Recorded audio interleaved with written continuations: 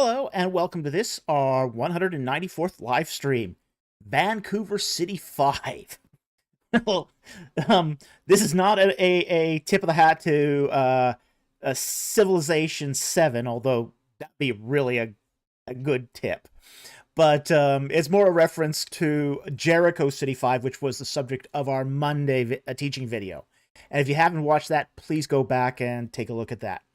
Well, you guys are here for our weekly Q&A live stream, and want to thank you for joining us. If you aren't aware, we have recently published or at least put on pre-order, our first novel, our debut novel, Reliquary of the Dead. It's available on Amazon and most major bookstores and booksellers. If you haven't secured a copy, please do so, and you can use the affiliate links in the description below. It's a really exciting story about kind of a Sherlock Holmes / Indiana Jones character who's in outer space trying to investigate why the agriculture of a planet is dying. So it's a very exciting book. It's good. It's the first in the series, and we already have the second one written. So this one will be published on April 15th, and we hope you buy it and enjoy it. Okay. So there's our plug. Channel rules before we get into the questions here. Super chats have priorities. That should be no surprise to anyone who's been on YouTube for any length of time. We do take non-super chat questions. However, they have to start with a Q and a colon. If they don't start with a Q and a colon, we don't see them, and they might as well not exist. So that's a pretty firm rule. Now, sometimes we'll stumble across a question that doesn't have a Q and a colon and take that, but we can't guarantee we see it. Okay? Only post non-super chats once. No question spamming. You post it more than once, and we will think you're trying to question spam, and we'll disqualify the question for the night. If it's a verse, if it's something to do with the Bible, we do ask that you provide a scriptural reference, a proper one, book, chapter, and verse, so we don't have to go hunting for it, and we don't have to guess what you're talking about. Also, if we also allow sponsored super chats, but we request that you only sponsor one question, and you copy that question inside your super chat so we don't have to go hunting for it. Okay? And finally, only one question per chat. This applies to both super chats and non-super chats. Question packing, where you try to pack 10 questions into one chat. We'll only take one question of those, just because it just takes too much time to go through 10 questions in a single chat. Okay? So no question stacking. All right? So with that said, let's get in the questions. Okay. Our first question here is going to be from Darkblade. And he asks, if Joseph knows that Egyptians don't like shepherds, Genesis 46:34, why does he still tell his family that he'll introduce the Pharaoh as shepherds, 46:32, and Pharaoh that they have flocks, in 47:1? Okay, let's look at the passage here, because this deals with the whole issue of ambiguity in Hebrew texts. I'll go to 46 and down to verse 32, really. Okay.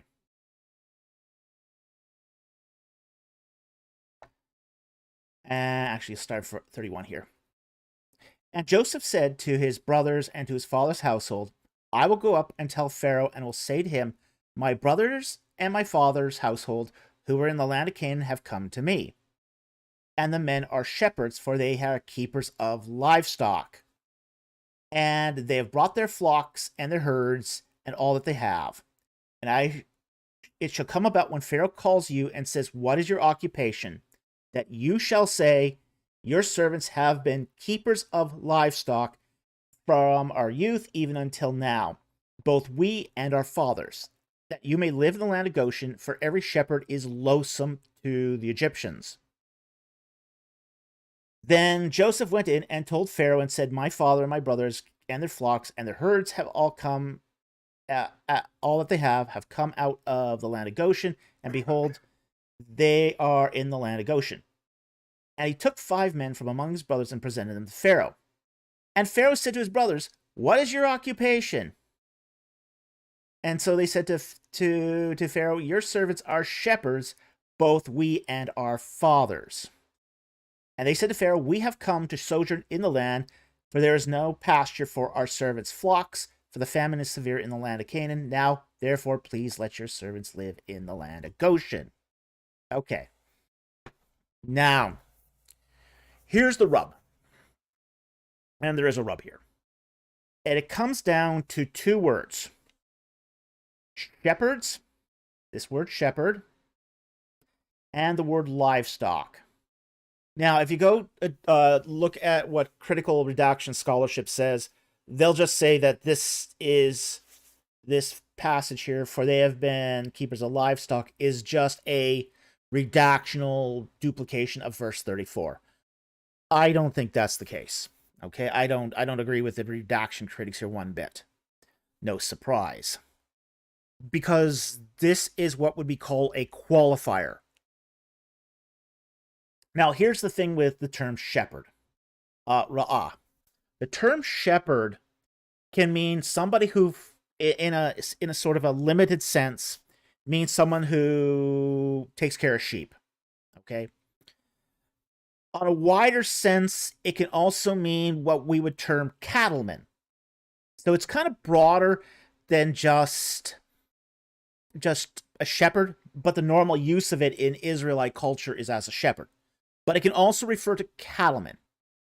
So then how do we draw the distinction between the two? Okay. And what the Israelites used to do when they did this would add a qualifier. And this qualifier in verse 32 is, for they have been keepers of livestock. Now, the word livestock, mikneh, means cattle. Doesn't necessarily mean sheep. So what Joseph here is doing is he's inferring that these aren't your typical Semitic shepherds, basically pastoralists with flocks of sheep. Okay? He's inferring that these people raised cattle, which was a different class of people in Egypt. And it goes down in verse 34 here, where it says, for every shepherd is loathsome to the Egyptians. Now, you do get commentaries that'll say that, well, there's no evidence that the Egyptians dislike shepherds. Oh, yes, there is. Oh, yeah. There's lots of evidence they hated shepherds. Okay? So, they hated shepherds. Okay? Now, in this particular case, so Joseph is trying to paint his family as more than just sheep herders, okay? Goat herders. He's trying to paint them as cattlemen. They're not really cattlemen, but he's trying to paint them out so they aren't instantly reviled. And what happens in verse 47, 1 to 3, 1 to 4 here, is essentially Joseph's brothers tell the unvarnished truth. They forget to include the cattle. So Pharaoh knows the truth. The king knows the truth. Now, this is not going to be a big deal for the king. The king himself is an Asiatic Semite. He knows all about sheep herders. His relatives were probably sheep herders, and the king himself had sheep. Okay? So this is not going to be a big deal for the king. The king doesn't care really about a bunch of sheep herders, one way or the other. He doesn't have a negative opinion towards them. He doesn't have a positive opinion for them. So then, whose benefit is Joseph doing this for? And the answer is the other courtiers. Okay? While the king himself is not a native Egyptian, most of his courtiers are. And the reason why is because the Hyksos king has to run a country. And because he has to run a country, Egyptians are going to be in his court. And if all those courtiers who have tremendous amounts of power form a negative impression of Joseph's relatives, they could make life tough for them. Okay? So, it's not quite, so it's not the situation here where he's doing it for the benefit of the king. He's doing it more for the benefit of the Egyptian courtiers, as I said, who could make life tough. The king doesn't care. The king's an Asiatic. He eats lamb, goat, sheep, beef. He'll eat anything. Okay? But the native Egyptians are much more xenophobic and much more biased against Asiatic shepherds. Okay? So that's the reason why he tells this exaggeration. It might be true that Jacob had a couple cattle, but he really wasn't a cattleman. Okay? But he's doing it to make life easier for his brothers while they're staying in Egypt. And his brothers kind of blow it. Okay, but to be blunt, his brothers blow it, and they don't do what they're told. Yeah, we're going to see that pattern over and over. Fun with family, yeah. Yeah, they don't do what they're told. Okay? So that's what's going on there. Okay? And I hope that helped. Thank you very much for that question. It's a good question, and we really appreciate it. Alrighty.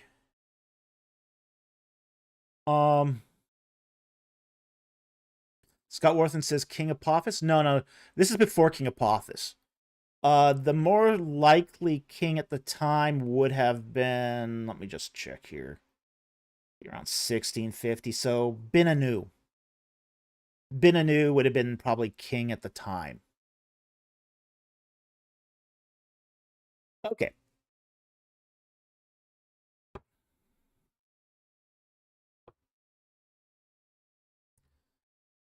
All right, the next question here is from Harry Stark. How did David handle stress during, before, during, and after written exams? Being very prepared. Okay. The best way to defeat pre-exam jitters is to know the material so well that you can't really botch. They basically say, getting A's on an exam isn't an accident. It's good preparation. Okay? First of all, don't cram. Start your studying day one. Review your notes every day. So the material becomes second nature. Basically, one of the things that they sometimes educational specialists will say is that you need to read your notes 7 times, review your notes 7 times before you really master material. That's a lot of review time. Okay? So it's not something you can cram the night before. Now, yeah. Boy, howdy, did they try. Oh boy, how people try. People try to cram. And it's just not worth it. Okay? So so definitely don't try to cram. Review your notes early. Like when you first start. Make review part of your daily practice. By the time you get to the exam and you thoroughly know the material, it's just like, okay, what was I worried about? So, I hope that helps. Thank you very much for the question. Very much appreciated. And then we got a non-super chat here from Boomer, who asks, do you expect to find new evidence for the Exodus? What kind of evidence would you expect? There are a couple things that I think will be coming up in the years to come. I think we're going to find more of the cities eventually and the towns. that were mentioned on the route of the Exodus. There's always room for more discoveries here. We still haven't found Pihahirot, Migdol, or Balsafan. We have a pretty good idea where Migdol is. It's under a banana plantation. So it's unlikely we'll be able to excavate Migdol anytime soon. They're also... it would also be wonderful if they could excavate Piramses, but we'll probably never be able to excavate Piramses because there's a town on top of it. There's a village. A farming village is right now on top of Piramses. They've done ground penetrating radar, so we know what's underneath the town, but you can't really do an excavation of it because you'd have to tear down buildings and displace people, and nobody's gonna allow to do that sort of excavation. Yeah, but it has been done. It has been done where people have been basically kicked out of their homes to do archaeology. That happened in West Thebes, where a bunch of illegal homes were placed over tombs, and they'd been there for like 3 or 4 generations. And the government finally said, "Nah, we're not putting up with this anymore. You guys are leaving." So,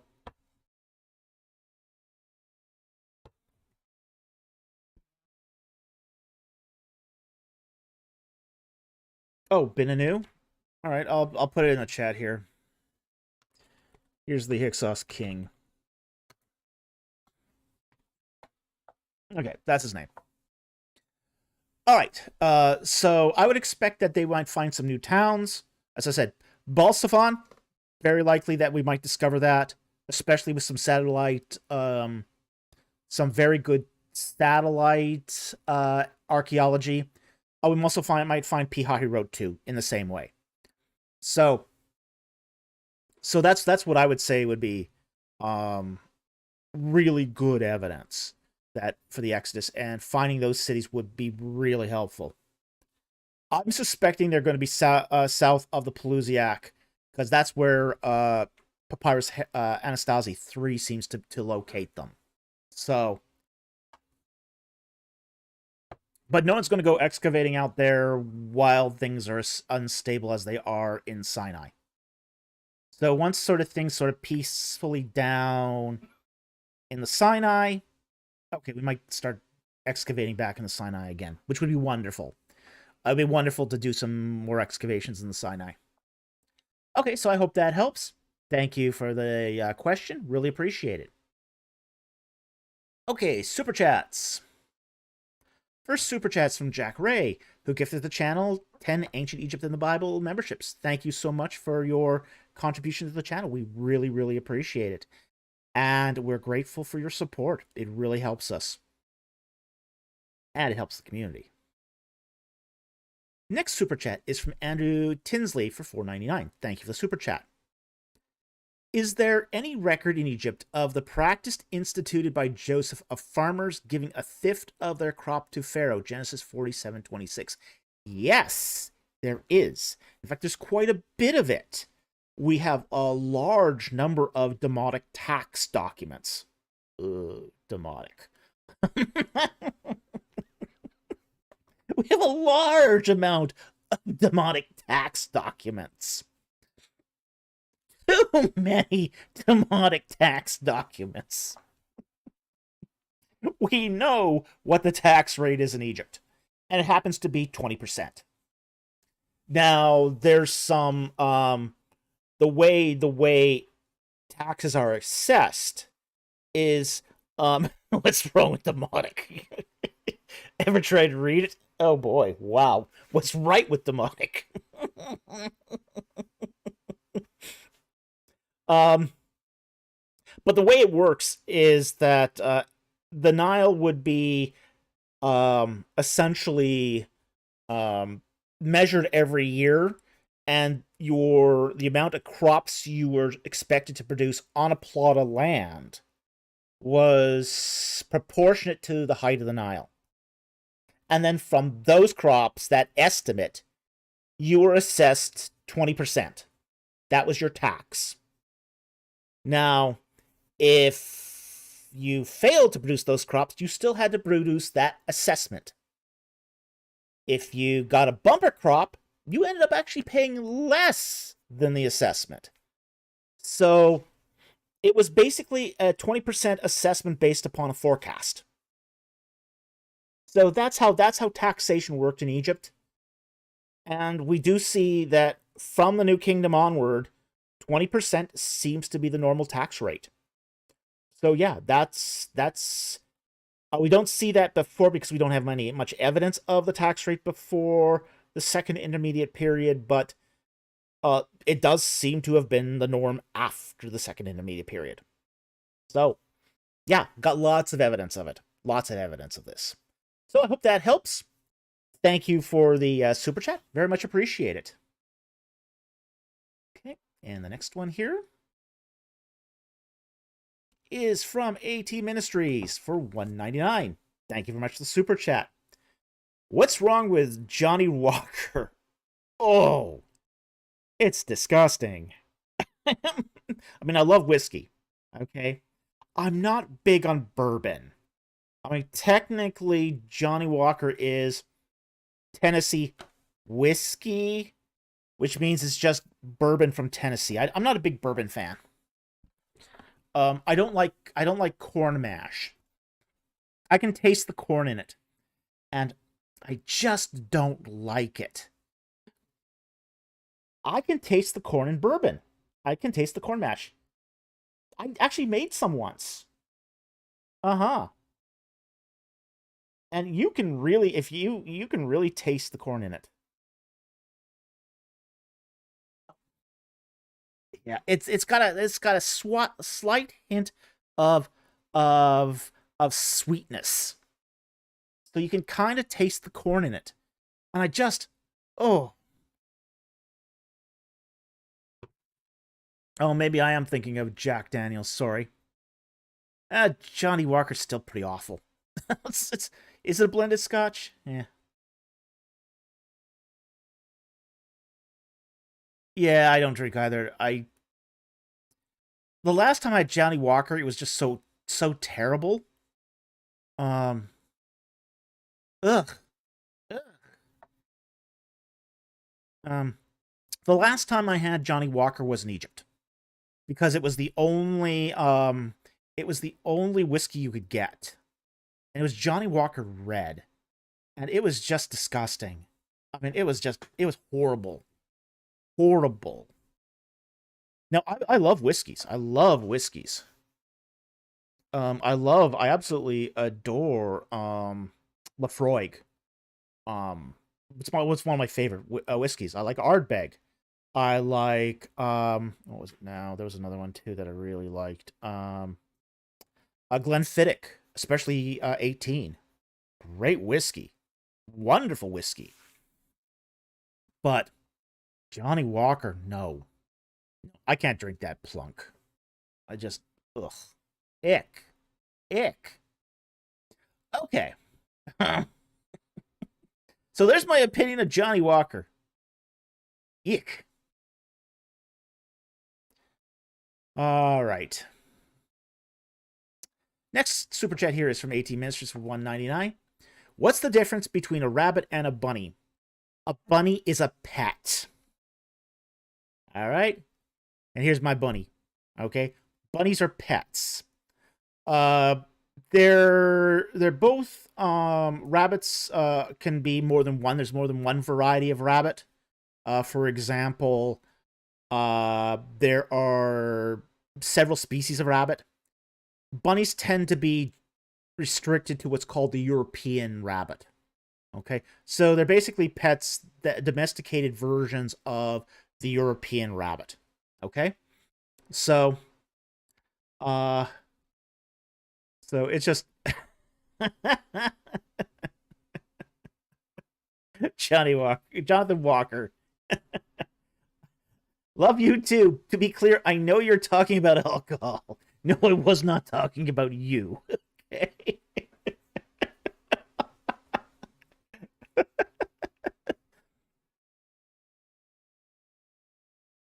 Christian theology and apologetics. I thought a bunny was a baby rabbit. No, it's not a baby rabbit.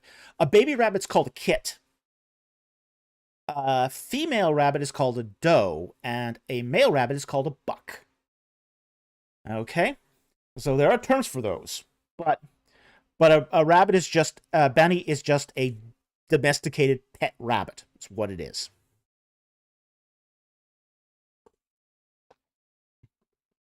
Okay, so that's the difference between a rabbit and a bunny. Now, there are wild species of bunny, wild species of rabbit that are not domesticated and are not bunnies.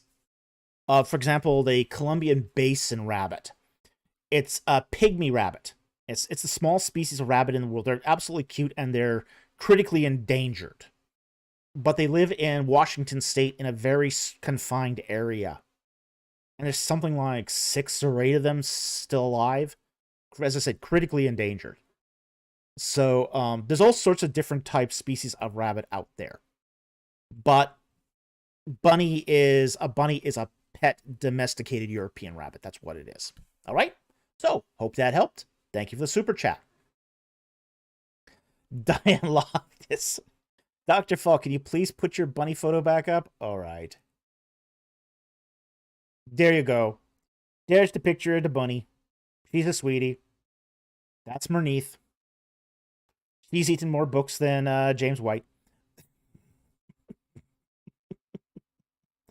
Okay, more bunny.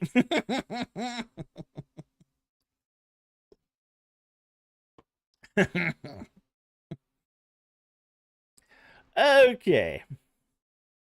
Tony G, rabbits not reproducing? Well, we do spay and neuter them. Okay, if you want them to be a good pet, you need to spay or neuter them. Depending on the sex, of course. Once you spay and neuter them, they make great pets. They're not easy pets. They're expensive pets. But they're wonderful once you desex them. So, okay. Let's go on to the next super chat. Next super chat, on a completely different note, was who's Azazel? In Leviticus 16:8. Let's pull that up. Leviticus 16, verse 8. And Aaron cast lots for the 2 goats. One lot for the Lord, the other lot for the scapegoat, and the word scapegoat here is Azazel. Okay? Now, the term Azazel is very controversial. Now, some expositors have thought that this was the name of a desert demon. Others, but the etymology here is not clear. And the reason why they think some people have thought this is a name is because it has the word for Azazel.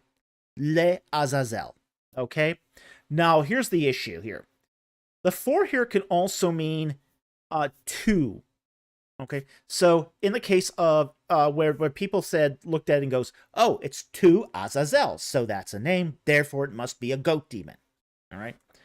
Now, I don't think that's a very good use, a good exegesis here.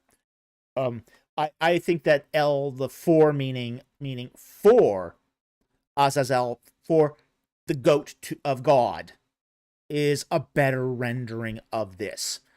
Azaz come from Ozaz, can mean goat. So goat of the Lord. So I think it's Azazel in Leviticus 16:8 is not a who, it's a what. And the what here is the scapegoat offering. And basically what you do is you take a goat, you put the sin of the people on the goat, and you release the goat. And the goat takes his chances in the wilderness. Good luck with that. So it's basically the driving out of sin out of the camp. So that's what's meant by the goat offering. Okay? So it's not a demon. It's not a desert demon, even though there's still people who, to this day, maintain that interpretation. It's really a scapegoat. And that's the best reading here as far as the text goes. Okay? So, hope that helps. Thank you for the super chat. Very much appreciated. Mama says scapegoat. Yeah, that's correct. Sin eater, not quite. It's not quite a sin eater. A sin eater basically devours and digests sin, and it's not quite that. So I would shy away from the whole notion of sin eater here.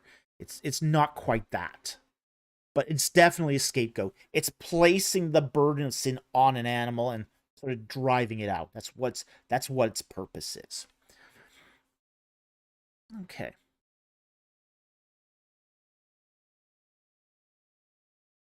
All right, so the next one here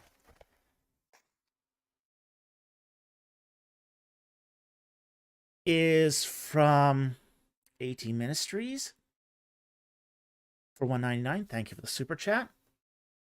He asks, how do you pronounce eta Greek like A or E? That's kind of fluid. Greek phonemes have changed over time, and we're not really sure exactly how certain things were pronounced. It's difficult to be sure. Sometimes it's pronounced eta, sometimes it's pronounced eta. It's going to depend on what dialect of Greek, what period of Greek. So,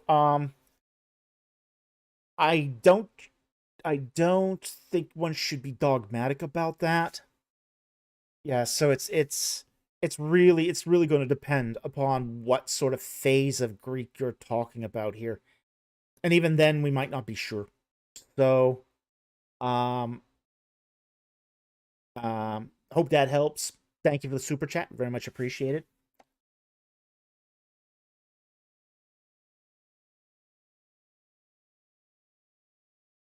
Bubble Machine is, I see this all the time in anime and other forms of media, but is it possible to eat a soul?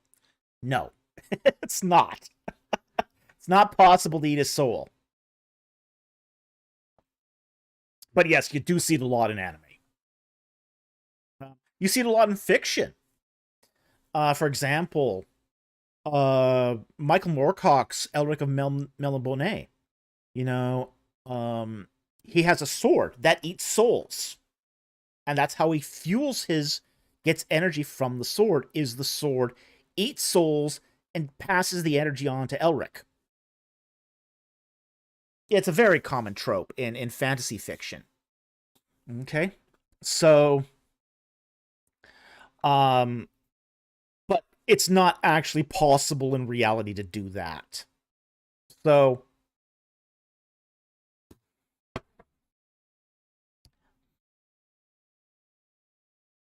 TBD says you could eat a soul, but it probably wouldn't taste good. Unless it's the fish. Hey, soul is very tasty fish. You know, you fillet it, you bread it, you fry it. Oh, yummy. Yummy. Yes, it's possibly soul fish.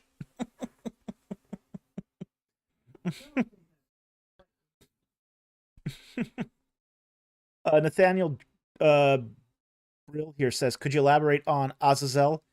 Is that just not a name and should be translated as scapegoat? Yeah, it should be probably translated as scapegoat.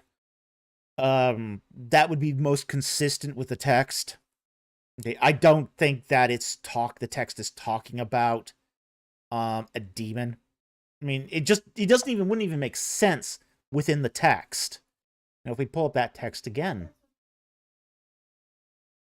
I know it's a major name for a demon, but it's not.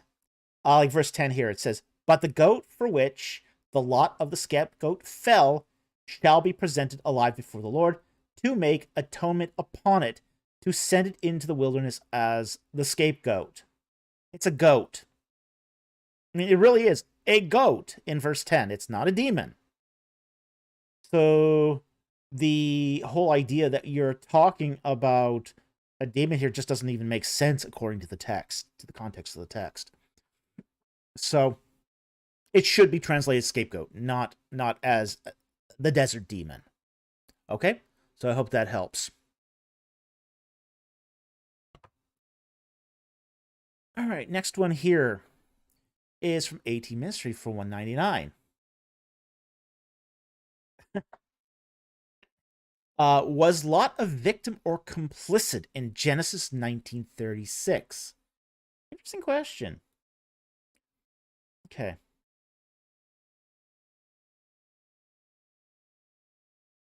Genesis 1936.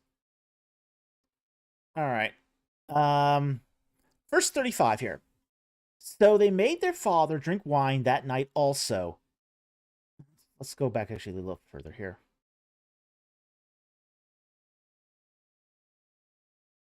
Verse 33.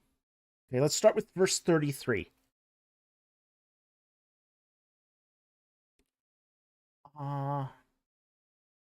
Actually, let's go even further back. Let's go back to 31 because that'll give us the whole context here.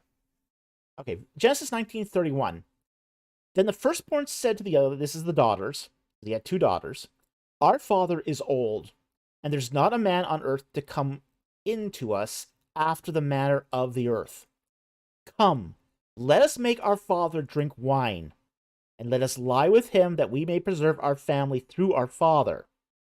So they're hatching a scheme.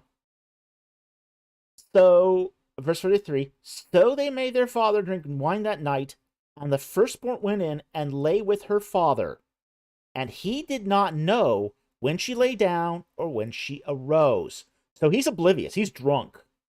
He is out cold kind of drunk. Okay?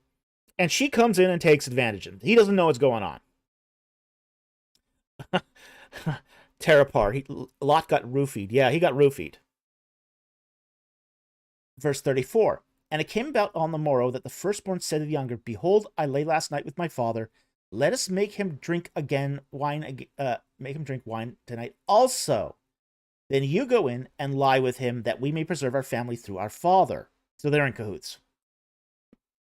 So they made their father drink wine that night also, and the younger arose and lay with him, and he did not know when she lay or when she arose. Thus both the daughters of Lot were with child by their father. So he's not aware of this.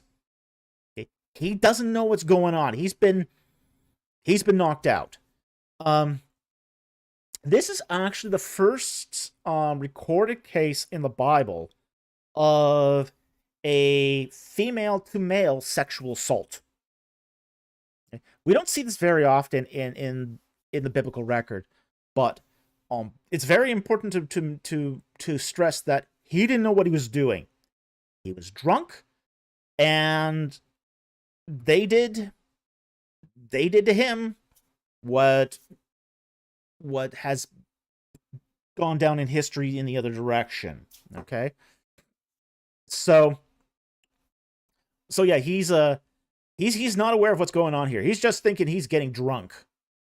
Well, they're using him without his consent. So he's a victim. He's a victim. He's not complicit in this.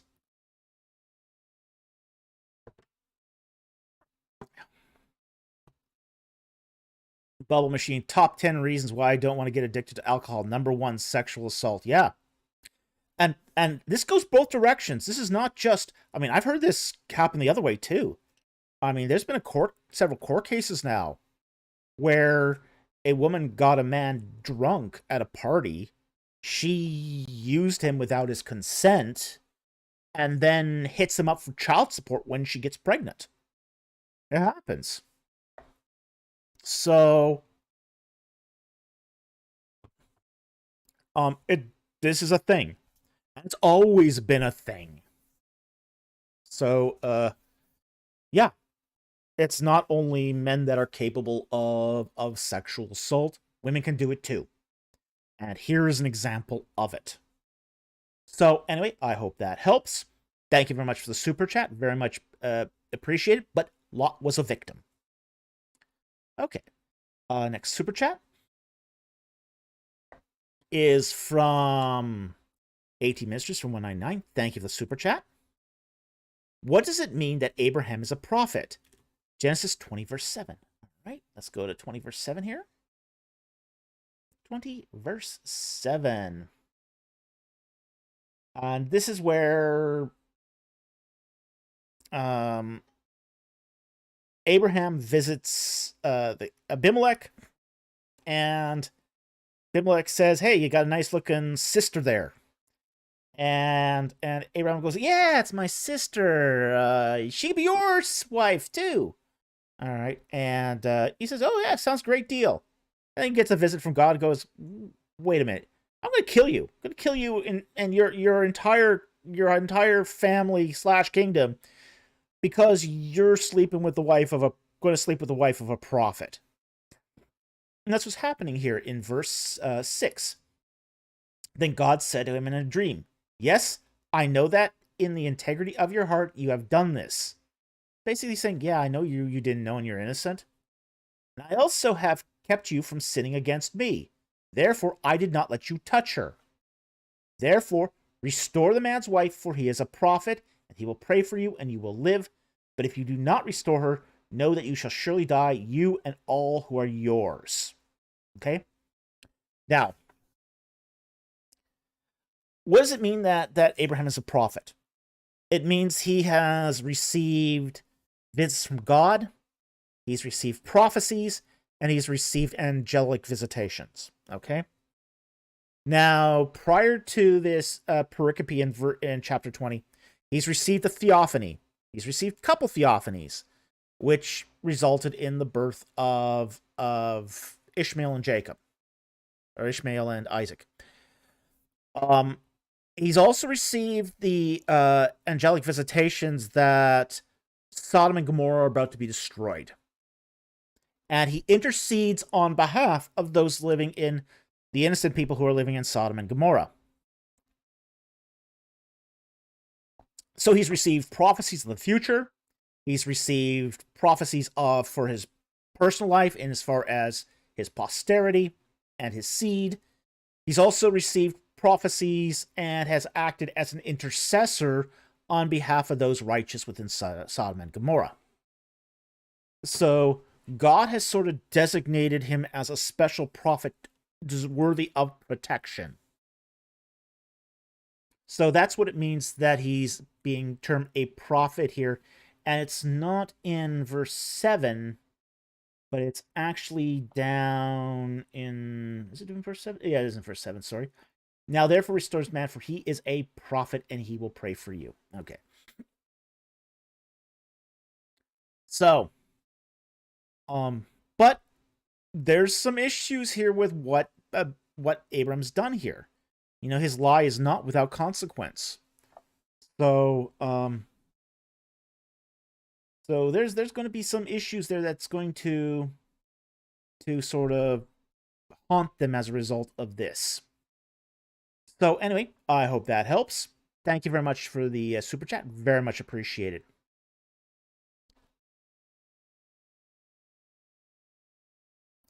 $18 ministers for $1.99. Is the story of Ham and Noah's wife compressed? We don't get all the details.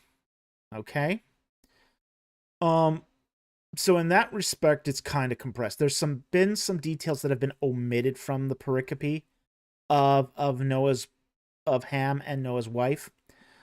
And we'll probably cover those a little more in a moment with the next super chat, but there does seem to be some issue here. Now let's go to that chapter here. I'm gonna try to find that here. You did not include a chapter and verse, so you're gonna make me hunt. Is it 12? Nope, it's not 12. It's probably back in 9 or 8.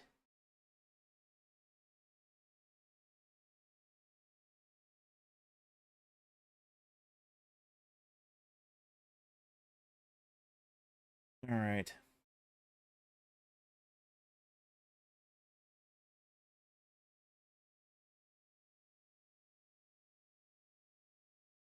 Yeah, it's Genesis 9, and we'll bring that up with the next one here.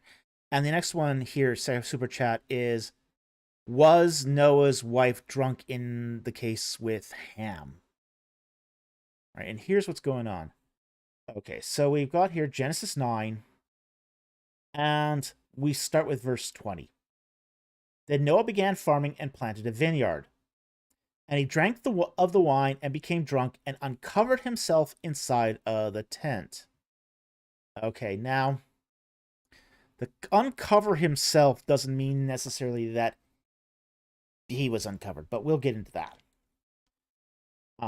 There's a lot of euphemism. There's a lot of euphemism in this pericope. And Ham, the father, Canaan, saw the nakedness of his father. That's not the body, the naked body of Noah he's seeing here. It's the naked body of Noah's wife. And he told his two brothers outside. Now, this is a euphemism. This seeing the nakedness of his father is a euphemism for having sex with your father's wife. That's what it is. But Shem and Jacob took a garment and laid it upon both their shoulders and walked backward and covered the nakedness of their father. Assumedly, she's asleep. Okay? That would be the only way this makes sense. And their faces were turned away so they did not see their father's nakedness. Okay? So, this is what's going on. She could be drunk. In fact, she probably has had something to drink. If Noah's drinking, she's probably drinking too. Okay? And he's out cold. He's out cold. He's hammered. He's hammered and he's asleep. But Ham comes in, sees his wife naked, because Noah and his wife were having a party in the tent, and he takes advantage of the situation. Comes out, brags to his brothers what he did. And then he goes in, and the two brothers go in, trying to avoid the sight of Noah's wife, and covers her. Okay?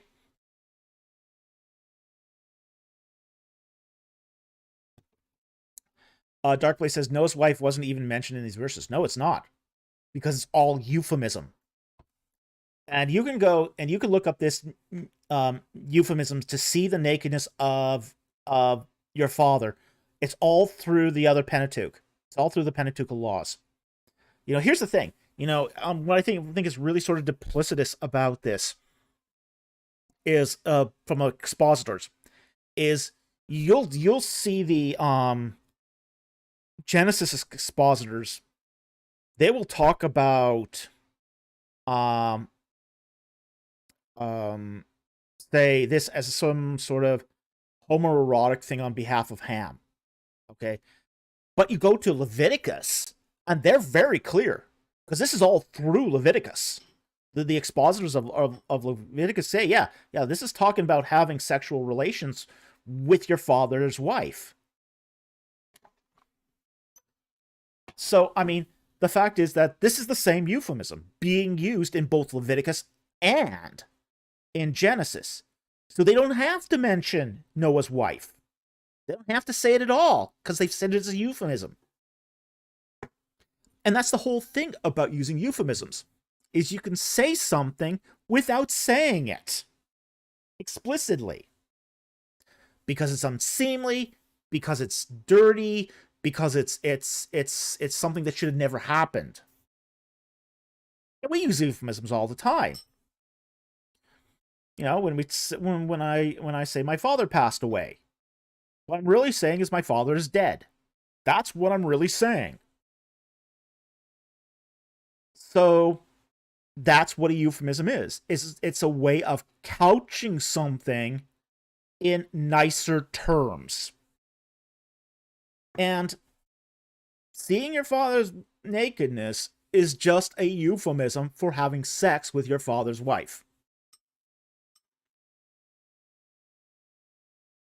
So that's what's going on here.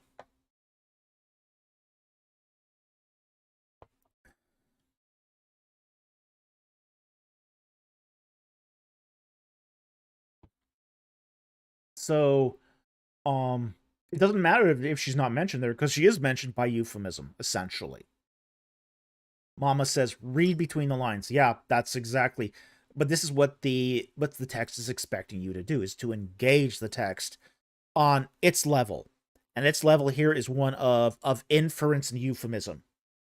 So you do have to take that inference and that euphemism on the level of its original context. And we can see from the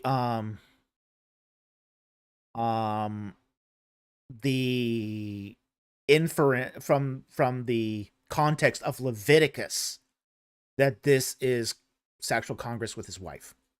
It's not a sexual congress with his father. It's not anything homosexual or homoerotic. It's nothing like that.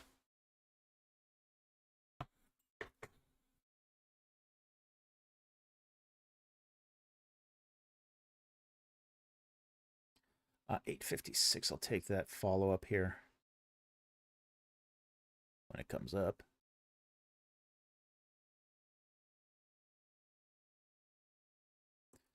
Yeah, Dean Bean Cooter, it's not his father. It's not his father. Tarapar says, so then does that mean Canaan was the child from this union? Yes. Yes, it does. That's why this particular curse is upon Canaan.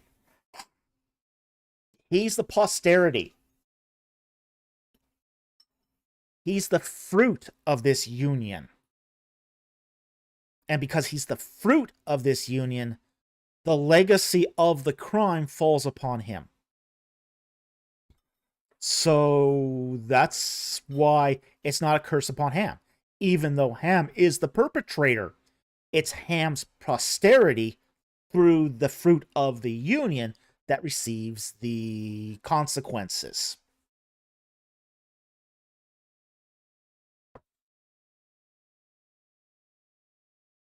Omoshiroi. Oh, sodaro. Omoshiroi desu. Okay.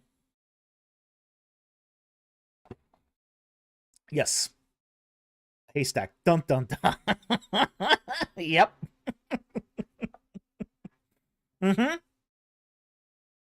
Yeah. Okay, next one here. Next super chat. Same question as I asked on IP stream. But that was a day ago. How do you expect me to remember that? Do you remember the question from yesterday's IP stream? From AT? Okay, I happen to know what the question is. It's about the second book. It's about my second book. Okay, so here's the cover of the first novel. And he asked if the beta copy will be coming out around the same time as the tour of Egypt. I'm expecting it to come out actually slightly before the tour of Egypt, but it could come out after too, because we're going to be releasing the second book in July. June or July. So it will be probably coming out after the tour. No. We're going to be doing it 3 months after. The reason why is because you are taking advantage of the summer market.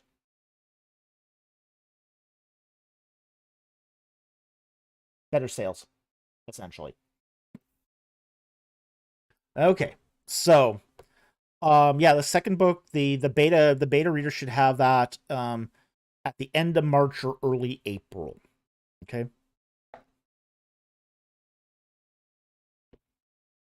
So it's not going to be coming out before the tour of Egypt. And the tour of Egypt is really close. It's like March 10th. March 10th to 18th. So the beta version of book 2 will be out after that. Okay? So Micah Price, how can one beta read? Are you asking how do you sign up for being a beta reader? Okay, if you are, One of the things you need to do is you need to be involved with our writer's corner on the Discord. Okay? Because all of this is handled through the Discord server. We have a writer's corner where we help each other. It's basically a writer's group. So you have to be part of the writer's group. So you have to sign up for our Discord server. The link is in the description. And you have to be an active participant in the writer's corner. Okay?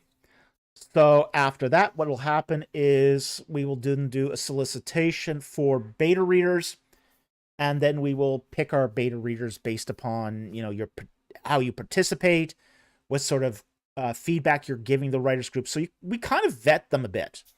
Okay, so we don't let just anyone be a beta reader. So we basically look at, say, what sort of contribution you're going to make as a beta reader through your participation in the writers group. Okay? So if you want to be a beta reader, gotta join the Discord, gotta be an active participant in the writers corner. Okay? So, and when we're ready to do it, we'll make a solicitation for beta readers and basically make the decision. And we'll usually choose 3 or 4 beta readers. Okay? So, hope that helps. But we do expect you to read the first book first. Okay? So if we select you as a beta reader, you will probably be receiving a copy of the first book for you to read as sort of a primer to understand the second. You could actually read the second without reading the first, but it helps to set the universe. So, hope that helps. Thank you for the follow-up and the super chat.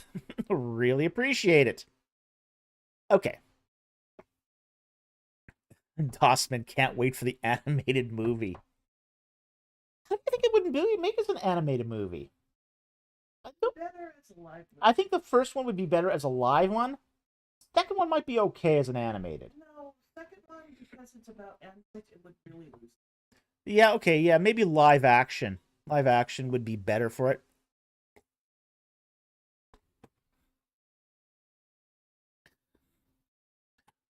I think you'd have to film it, though, in New Zealand. Use the same cast as the elves from Lord of the Rings.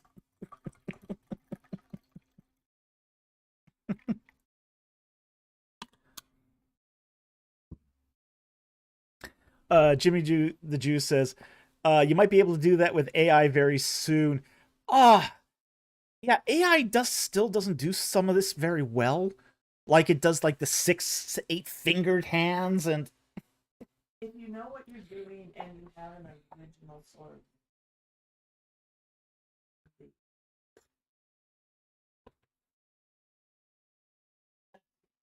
yeah. Yeah, you can do some short films with AI that are really nice. Linguist ammo. Be like, why are we visiting Lord of the Rings sites? Yeah. Mama, 2 long limbs. Yes. 2 long limbs, too many fingers. I love that. Yes. Oh yeah, he just can't get fingers right. Jimmy the Jew, I've never watched any of the Lord of the Rings movies. Well, one of the things about the Lord of the Rings movies is you've got these really tall, elven, blonde. They're all blonde and they're all tall. And the casting hated. Yeah, the casting agents hated him doing that. That was so funny.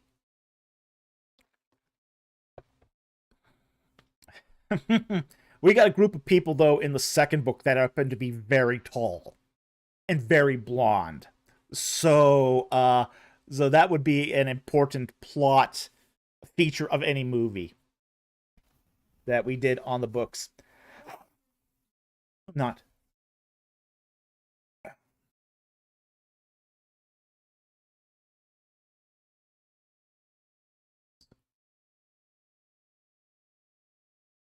Those elves, yep. All right. So moving on here.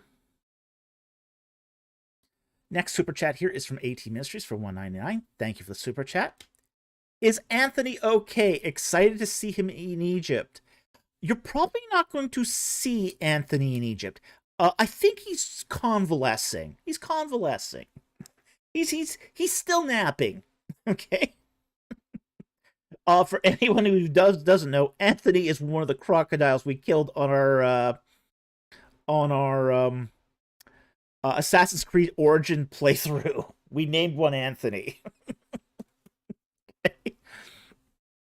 The only place you're going to the only place where there's still crocodiles in Egypt is in Lake Nasser, and we're not going to be going that far south. The closest we're going to get is Aswan, and there's no crocodiles in below the dam, the Nasser Dam. Okay, so you're not going to get to see Anthony in Egypt, unfortunately. You might see some of his ancestors in the museum, though.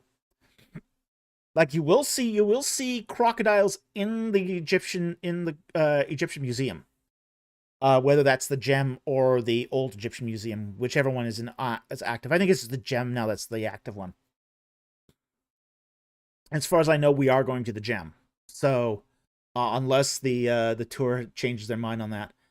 But yeah, it was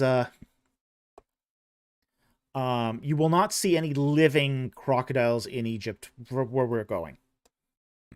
And even if you go to Lake Nasser, you don't usually see them. They usually keep a very low profile. I only got to see the eyes of the crocodiles on the water. That's as far as I was able to see the crocodiles. I could see their glowing retinas, staring out of the water at me. So that's as close as you ever see the crocodiles out there. So, DBC says, first time at the gem for you, Dr. Falk? Yeah, it hasn't been open very long. It's only been open for, I think, less than a year. So, it hasn't been open very long. So, and I mean, last time I went, which was in Egypt, which was in 2021, they kept saying that it was going to be open. I mean, they've been promising this thing being open since 2018. They just kept delaying it and delaying it and delaying it. It's finally open now. It's finally open now. I got the official announcement that it is open. So it'll be the first time I see the gem too. But I've been to the Egyptian Museum itself many times, and many of the exhibits are the same. Just hopefully displayed better. The other thing I'm really hoping about the gem is that they redid all the cards. This was one of the things I thought was really embarrassing about the old Egyptian Museum, was on the displays. The displays were in Arabic, not English, so you couldn't read them.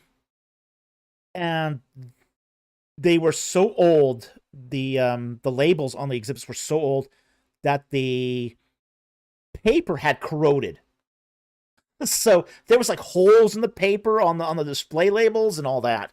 So it's like, I'm really, really hoping that the gem has done a good job redoing those exhibit labels. They should have.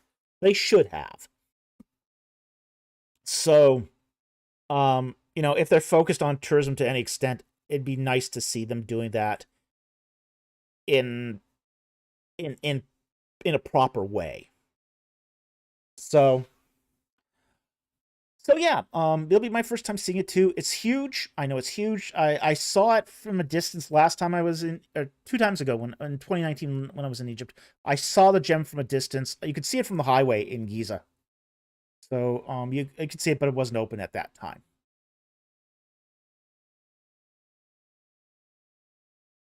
Tony G, when you go, give my regards to Dr. Zahi Hawass. I'll be sure to bump into him again.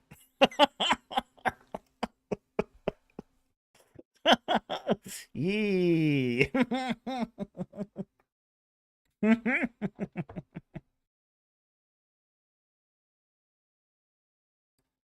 Linguist Ammo asks, are you going to do a live vid or record a vid? Yes, we are going to be doing recorded videos there. In fact, that's one of the reasons why I got my new camera.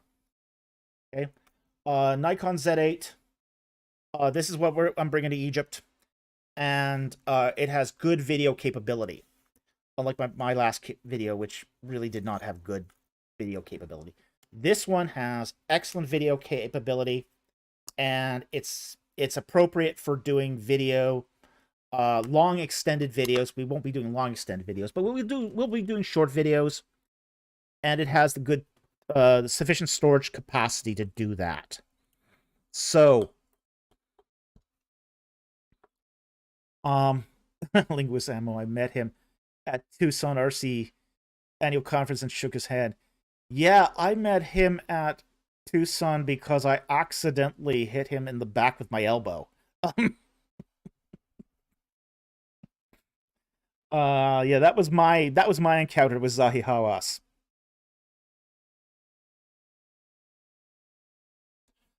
So yeah, I got a good high-res camera here that will be Jimmy the Jew. Bring plenty of extra SD cards and maybe back up to Google Drive for $9.99 for 2 terabytes. Oh, there's a problem here with that though. Okay, I am bringing extra SD cards and CF Express cards. CF Express cards, by the way, are super expensive. They are not cheap. The problem is you backing up to Google Drive is really terrible, because the bandwidth is so low. Okay, doing bandwidth in Egypt is just incredibly horrible. If you happen to have access to a Wi-Fi, you can barely get a live stream going. There's a lot of lag. Hey, remember when I tried to contact you from Abu Simbel off the internet? It was just like, it was like super low res, and you could barely see me, and it would like lag out every time. Yeah. Yeah. So, I mean, it was awful. It was really, really awful. Jimmy the Jew. Maybe they have Starlink now. Yeah, no one there pays for Starlink. No, no, no. It's all Wi-Fi routers. Wi-Fi routers and local ISPs. No, those guys don't pay for Starlink there. Starlink's too expensive for the Egyptians. Yeah, just... Ugh. No, you will not find anybody using Starlink down there unless they're rich. Yeah. Oh yeah. Yeah. There was a time when I had to get some information from home for doing the COVID test in Egypt, and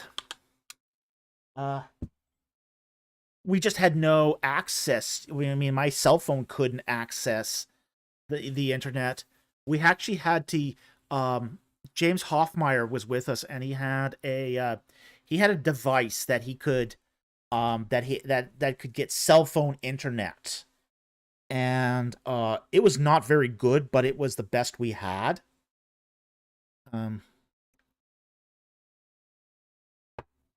But yeah.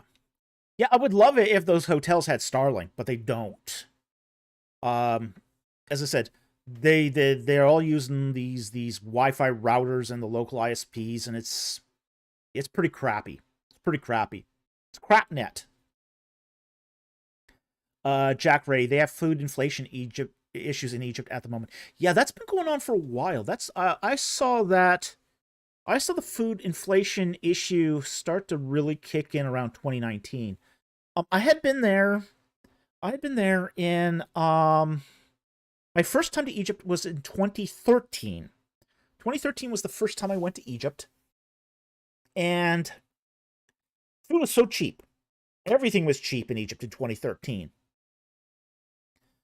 And now, but in 2019, I had noticed that the food had quintupled in price. It was 5 times what it had been before. Everything had to increase by about 5 times. It was inflation. I mean, inflation was going through the roof. And it's still true. Things have gotten very expensive in Egypt now. It used to be really cheap, but things have...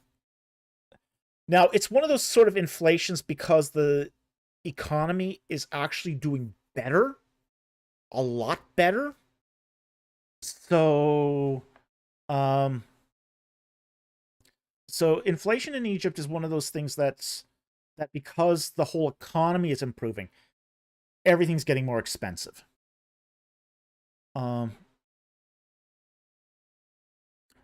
Darkblade, if I remember correctly, 2313 was around when Egypt had a regime change. Oh yeah, yeah. I went there 6 months after the overthrow of the Muslim Brotherhood. So I was there during Sisi's first 6 months. And at that time, it was considered... Egypt at that time was considered to be a yellow warning state. So you were told there, go at your own risk. And it's like, well, I had to go. I had to go prior to my dissertation being done. So I had no choice but to go. And it was perfectly fine. I mean, there was no problem. But it was I will say it was an interesting time to go. Really interesting time to go.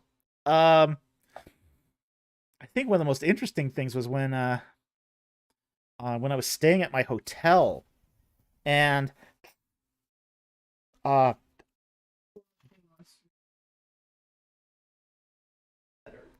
yeah. Wait, where did it say that?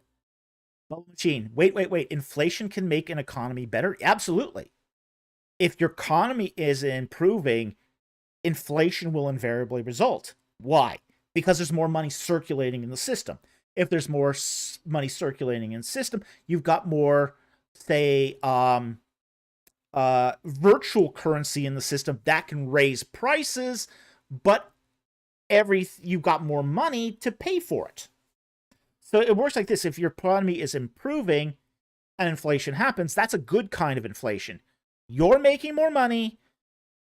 Overall, your net value is increasing, but the rate at which the price of goods is increasing is slower than the rate at which your personal wealth is increasing. So that kind of inflation is good. You want that kind of inflation. The bad, where basically productivity is outstripping, is at least meeting or the amount of the supply of goods. So it can be a good thing.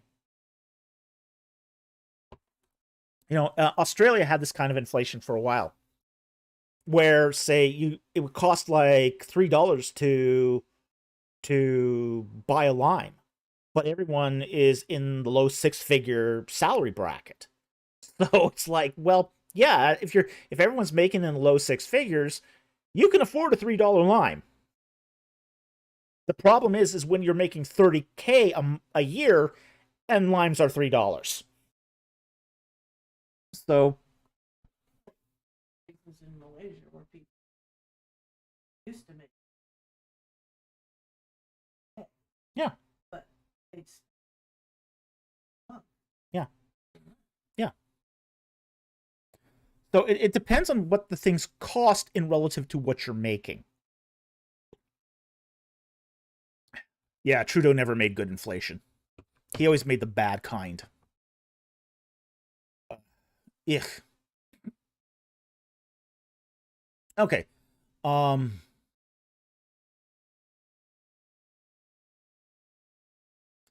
Tony G says, isn't their population growing so rapidly they have to import a lot of their food? No, they don't actually.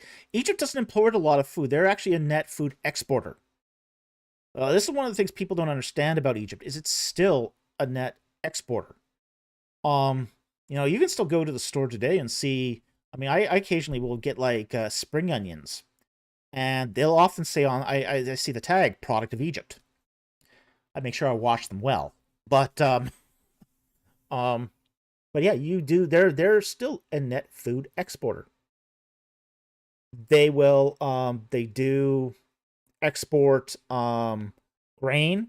They export cotton. They export a lot bananas. Egypt exports a ton of bananas.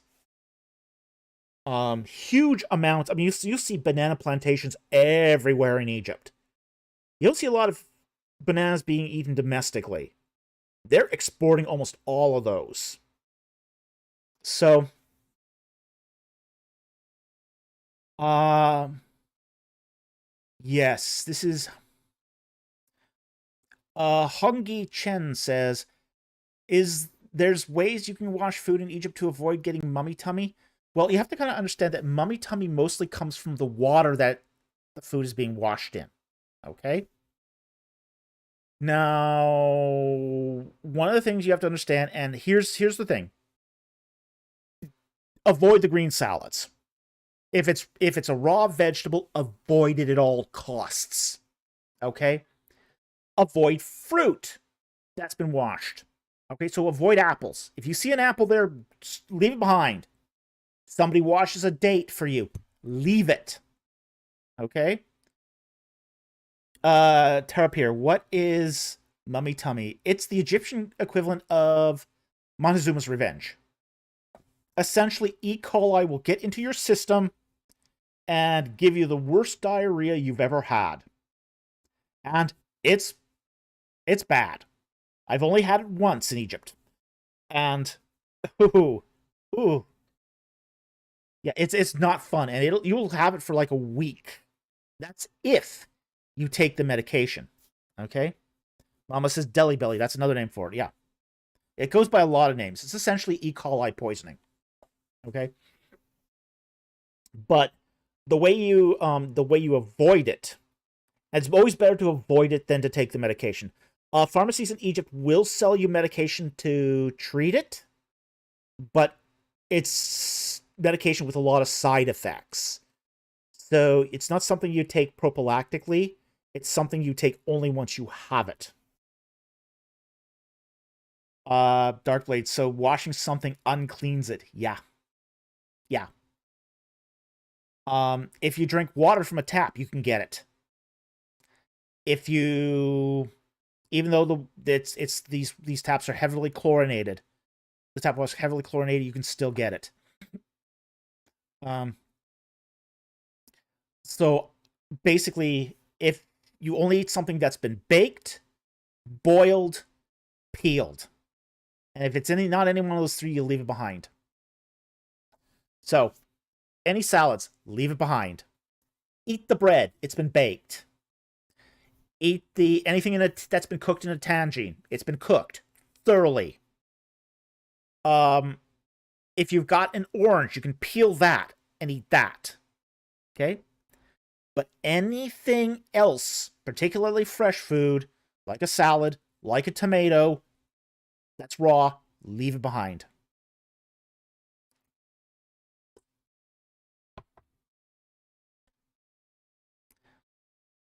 Yeah, it's not like a bubble machine. It's not like any diarrhea you've ever had.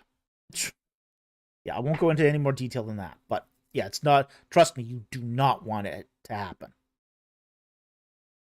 All right.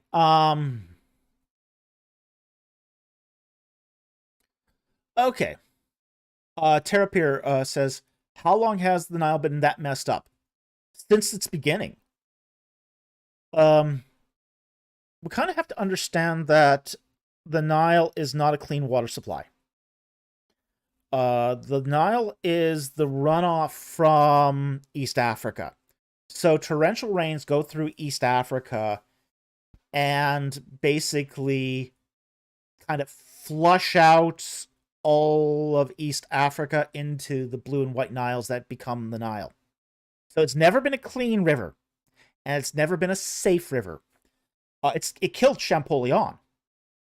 This is one of the things most people don't understand about Champollion, is he died on his trip to Egypt by drinking the water. Yeah. Yeah, it can kill you. It can kill you. So it's that bad.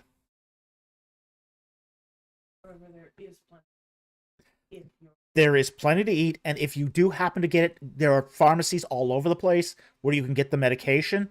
The medication is not expensive, but you want to avoid it to begin with. The medication is not an excuse to eat your fresh salad. Okay? Actually eating at McDonald's is... Oh, yeah, yeah. Eat at McDonald's. McDonald's, I'll say this. McDonald's is one of your best bets. One of the things I actually like about McDonald's is McDonald's Jack Ray worse, maybe Ganges. Yeah, it's Ganges kind of clean, yeah.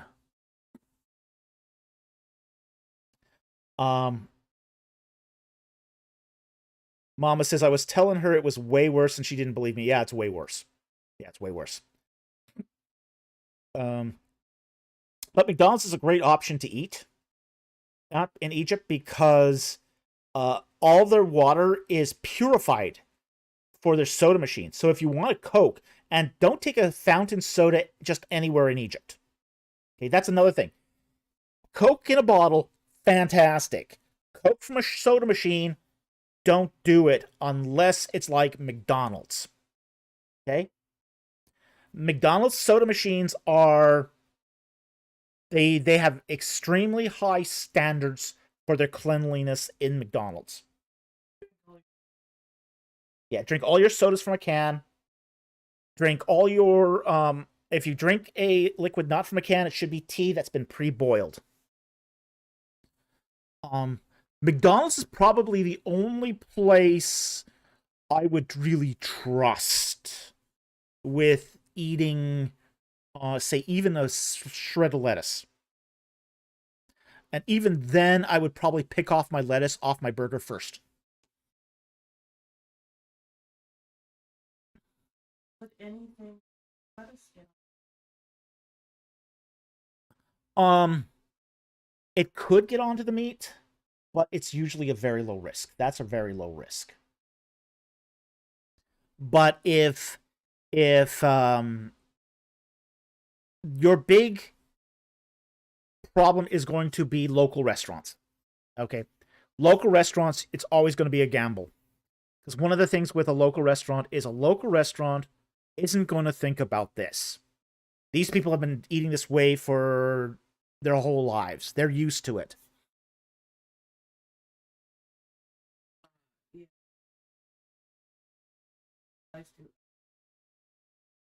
Darkblade asks, does this apply to other liquids like juice or milk? It definitely applies to some juice. Okay? Now, here's the thing. Are they down ice? Yeah, ice, don't trust ice. If there's ice in your drink, don't drink it. Okay? Milk, I wouldn't drink milk there anyway. It's not pasteurized. So don't drink the milk. They probably won't even serve you milk. Okay? It's unlikely you'll ever get milk there. Okay? So they're not a milk drinking culture, so you're not going to get milk there. Juice, it's going to depend. If it is fresh squeezed orange juice, it's okay. Okay, but you gotta know, they gotta tell you essentially how they made it. And I'll say this: I had fresh squeeze. I arrived at this hotel in West Thebes, and their welcome for you was a glass of fresh squeezed orange juice. There's a reason we never see Gordon Ramsay. Yeah, exactly. We'll get to that in a moment. But this juice was so acidic and tart. I mean, it is incredibly acidic and tart. It's not refreshing in the slightest. It's like an orange punched you in the face. It's that kind of orange juice. Now they also serve tang. Stay away from the tang. because you don't know what the source of the water was to mix the tang. So tang's not boiled. It's not safe. Don't drink anything that looks. So if you go, like, for example, into like a papyrus shop and they serve you a drink, it's pretty easy to tell. If it's orange, stay away from it. If it's red, it's tea. That's fine. You can drink the tea. So yes, it does apply to other drinks like juice and milk. Milk, they won't serve you again because, yeah, they just won't serve you milk. But juice, be careful about the juice. Again, if it's completely squeezed from a fresh orange, no problem. If it's not squeezed from a fresh orange, stay away from it.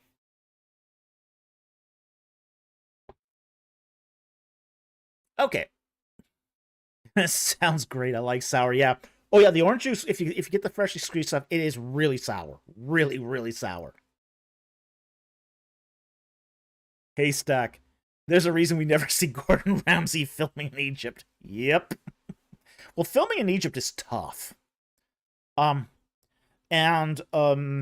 many camera crews have learned the hard way that filming in Egypt is not a breeze. Yeah, so you never come into Egypt with, as I said, in one of my posts, like, you leave most of your tech toys at home. Yeah, okay, you can bring your laptop, that's okay, they won't, but leave your walkie-talkies at home, they're illegal. Leave your two-way radios at home, they're illegal. Leave your drones at home, they're illegal. Don't show up with more than 2 cameras. Okay? You show up with more than 2 cameras, they get suspicious, and they'll go through your shit. Do not bring anything that looks like a raw circuit board. Yeah, no Raspberry Pi. Leave your Raspberry Pis at home. If it looks like it can be used as a military component, they will go through everything you've done and arbitrarily confiscate things. So yeah, it's just, yeah, you have to know the unwritten rules of Egypt. I'm sure they're written down somewhere. Well, yeah, they're not written down anywhere, but you just got to know this. So, like, it was the best food show ever. Went to Egypt without consulting a foreign guide, and they got into so much trouble. They got into so much trouble because they didn't know the rules. Oh yeah, he had brought his drones and his walkie-talkies, and well, he had bought the pass to video. Yeah. And they said, "Well, what's the point of buying the pass?" Yeah, he had bought a permit to do the video in Egypt, and he asked his guide, "Well, what's the point of buying the permit?" And the guide said, "Well, you're not in jail, are you?" That's the point. Yeah, that was the point. Yeah, leave your spycraft stuff at home. Well, that guy was Sonny was such a fool too. I mean, he was arrogant and he was foolish, and I'm surprised he didn't end up dead. Honestly, him and his whole crew, because the guy decides to travel through the White Desert without a police escort. I mean, I couldn't believe that. He had such a hate relationship with the police that he went into the White Desert, the Western Desert, without a police escort. I mean, that's a good way to end up dead. Yeah, that was just incredibly foolish. Because there's just so many terrorists out there. It's just like, I mean, I heard this story in 2015 where this couple decided to take a jeep out into the Western Desert. And they happened to wander into a hotbed of terrorist activity. Well, they didn't encounter any terrorists, but an Egyptian military helicopter thought they were terrorists. So they shot rockets at the jeep, blowing up the jeep. The woman survived and her husband didn't. Because, well, you You go into a terrorist hotbed, and the Egyptian military is out there. They're patrolling out there. You know, if they see somebody in a jeep out in the middle of nowhere, in an area that's you know, swarming with terrorists, yeah, they're gonna presume you're a terrorist and shoot first. And it just gobsmacks me that this YouTuber Sonny, the best food show ever, you know, that guy is so stupid, so dumb, that he would go out into a terrorist hot zone with no police escort at all. Just crazy. All that.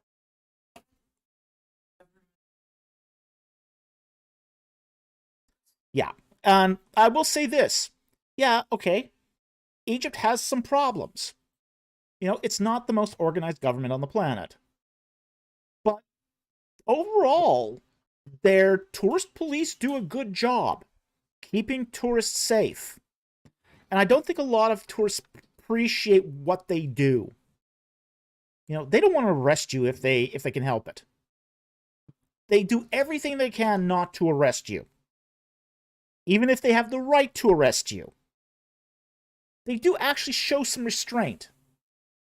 Now, that's not saying that there aren't other people out there that aren't scammers who pretend to be police. I had this once happen when I was on the Giza Plateau. I was out around the mastabas by Menkare's pyramid, and this guy comes up to me and starts waving at me, and he says, "I'm the police." He basically shows me a beat up old badge that I could tell this is not a police badge. It was not even an Antiquities Authority badge. He was a worker on the plateau, and he says, "I'm Antiquities Police," and he starts asking for a bribe. Like, go to hell! Like, I'm not paying you a bribe. I'm allowed to be here. I'm an Egyptologist. Come on, get real.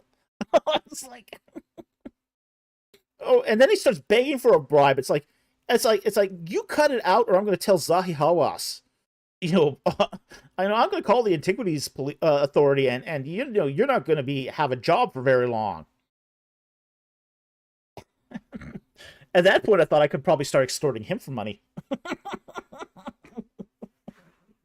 Got paid for part of my trip, yeah. Yeah. I will say this. If you go to Egypt, be very careful of scams.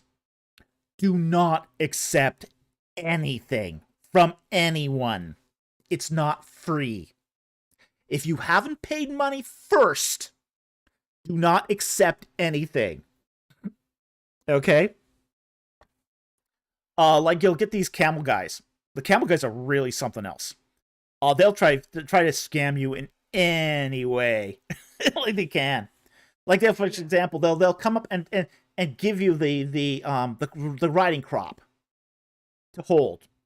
Well, once you've taken the riding crop, now they want to get money from you because you've got the privilege now of holding the riding crop. Ooh, ooh. Yeah, nothing is free. They'll sometimes say, "Oh, gift." Yeah, it's not a free gift. It's not a gift. Nothing is free in Egypt. You know, somebody wants to and they'll try to throw it at you for you to catch it. At that point, just let it fall to the ground. Keep your hands in your pocket, let it fall to the ground, and walk on. Walk away. If you don't hold it and you don't accept it, you don't know anything.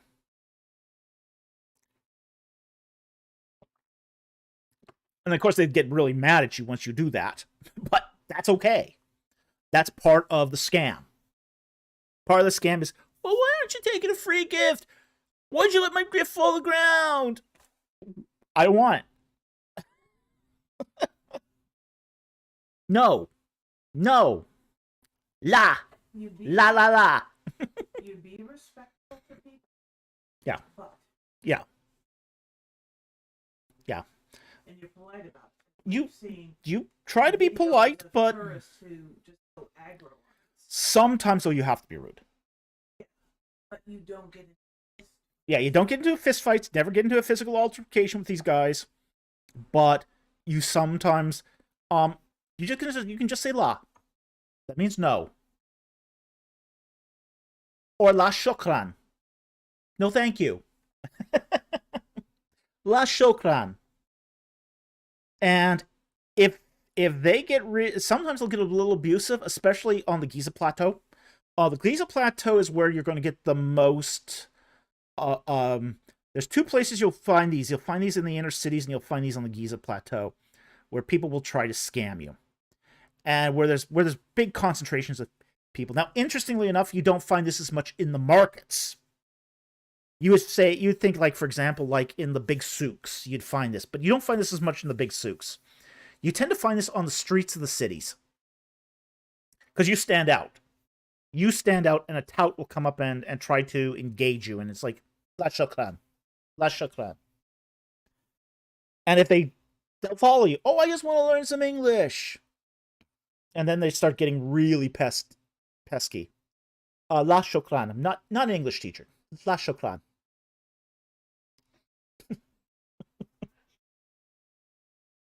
But at some point, you might have to, if they get really pushy, you might have to say imshi. Scram. Get lost. Imshi's a rude word. Okay, so you don't want to use that gratuitously. But, yeah, you might have to use that sometimes in Egypt. I've had to use it once. Where the guy was so... there was a guy that followed me right into a restaurant. And it was just like, okay, this is way, way too much. And I'd already placed my order. So it's like, okay, yeah, you follow me here? Interesting, okay. I ducked out of the restaurant.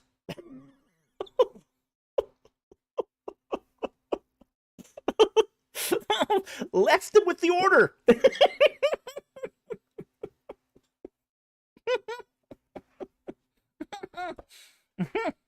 Yeah, that was like, okay, you want to do that? Play that game? All right, here you go.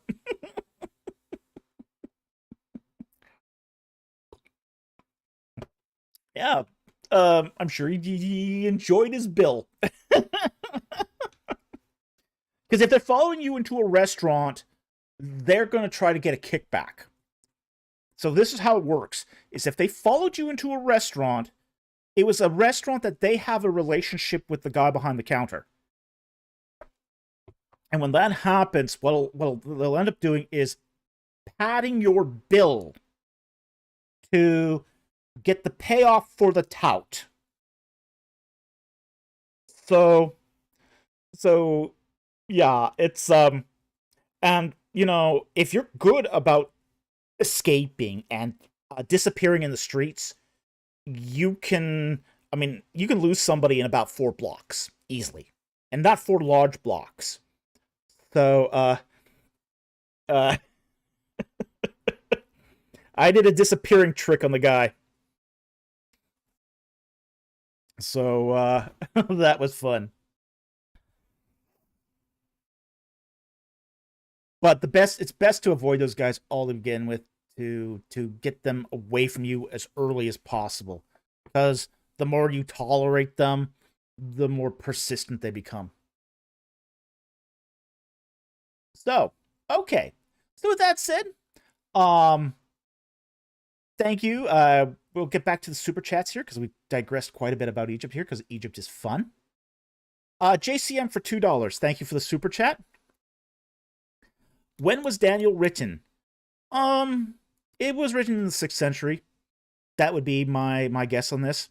So, now I know there's scholars now that think it was written in the 2nd or 3rd centuries. I think 2nd is too late. We already find Daniel in the Septuagint, so it's highly likely that Daniel was already extant in the 3rd century. But I don't think it really matters when it was written. it's kind of neither here nor there, but I would say the 6th century is where I would place it. All right, so hope that helps. Thank you for the super chat, very much appreciated. Tarapar again for $5. Thank you very much for the super chat. Hello again. Well, hello. In your book, you say the cherubim on the ark were female. Is this a given in ancient Near Eastern circles? There are female angels in view in Genesis 3:24. Okay, in Genesis 3:24, we'll pull that up here.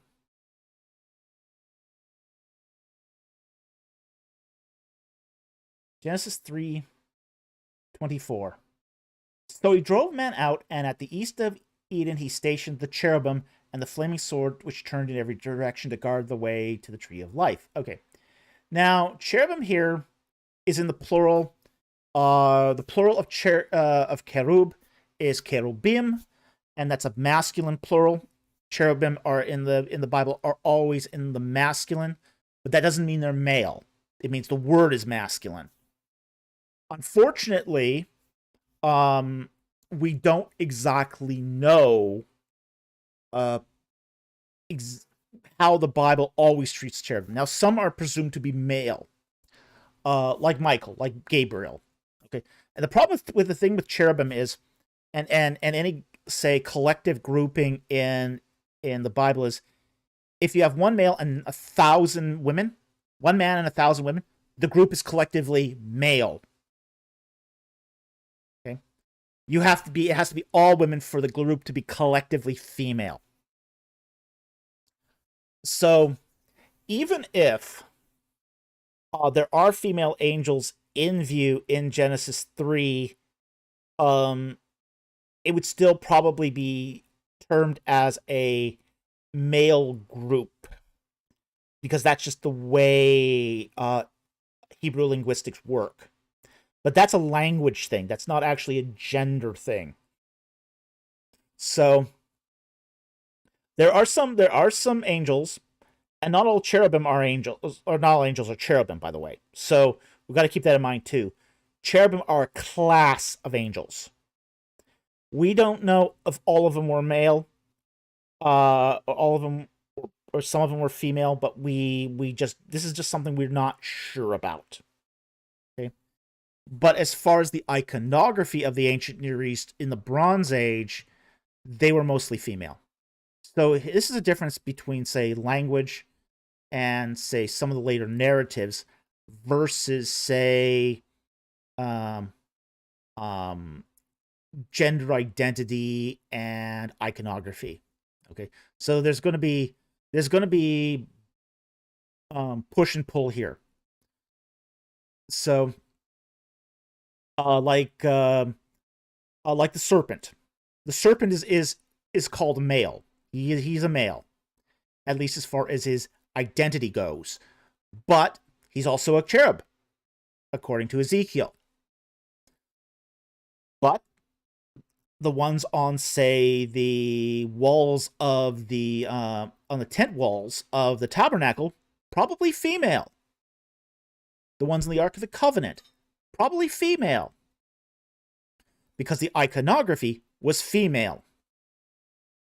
So it's really going to depend. It's really going to depend. Now, later on, in, say, the Mesopotamian period, you're going to start getting, in the Assyrian and the Babylonian period, cherubim are going to take on no sex at all. Where you start seeing these ones with many rings and many eyes and many wings and many heads and all that. You know, they're going to be a different beast altogether. So the iconography is going to change over time. Okay? So I hope that helps. It's the whole determination of gender in of the spirit critters is not something we can sort of nail down. It changes with its context. It changes, like, for example, literary context is going to be different than, say, the iconographic context, and, say, even the context of the Late Bronze Age versus, say, the Assyrian and Babylonian period. It's going to change the context again. So I hope that helps. Yeah, it's kind of confusing, I admit, but that's sort of where it is. So thank you very much for the super chat. Very much appreciated, and I hope that helps.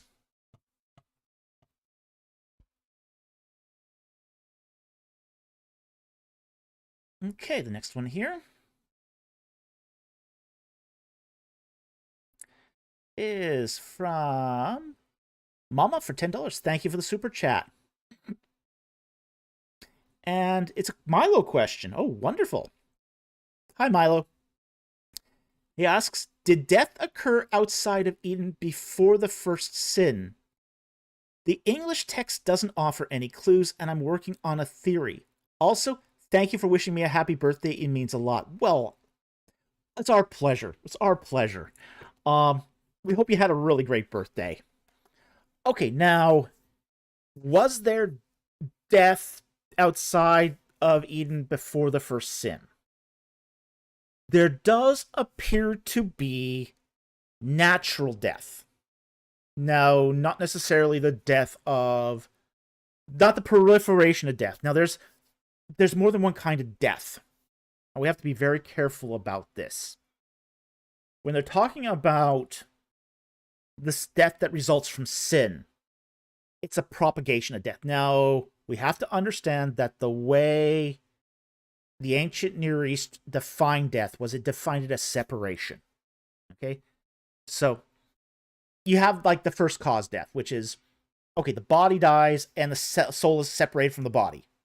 That's one kind of death. But there's more kind of death going on in Eden after the fall.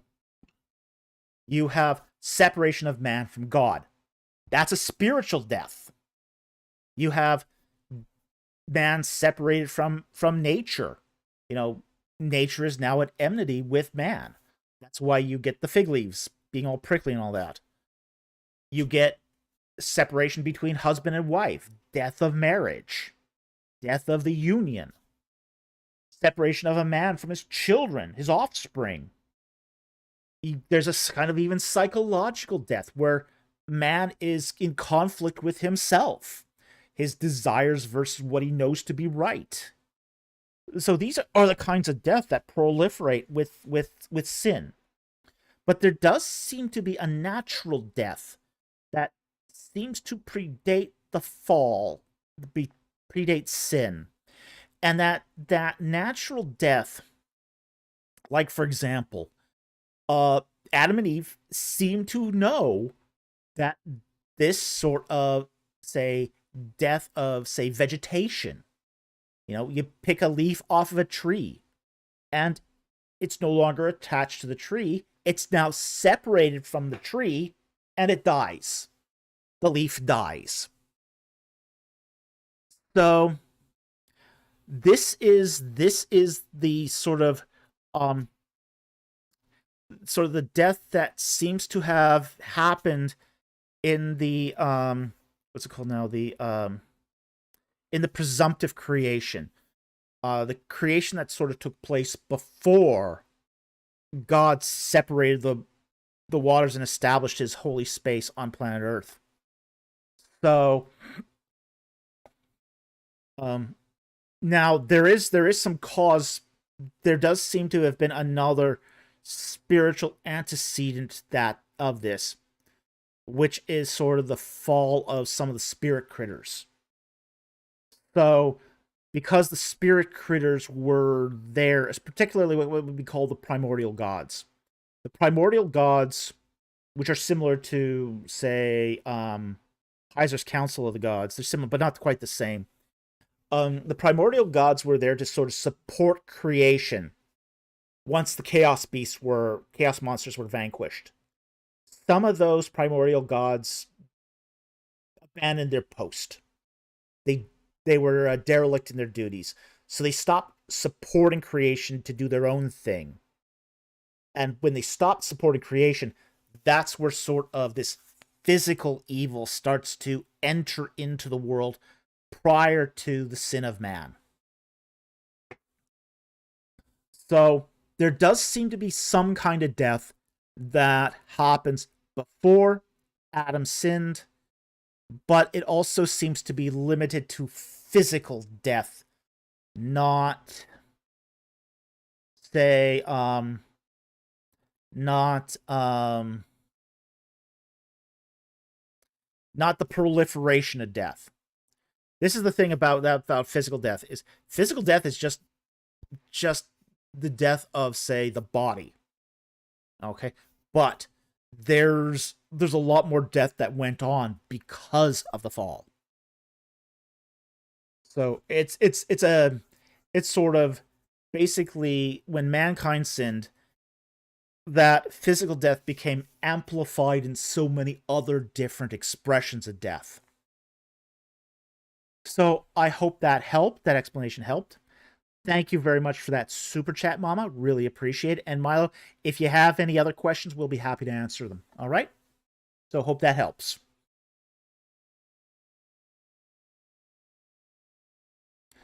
All right. Linguist Ammo asks, do you accept Heiser's DCW view? I don't know what DCW stands for.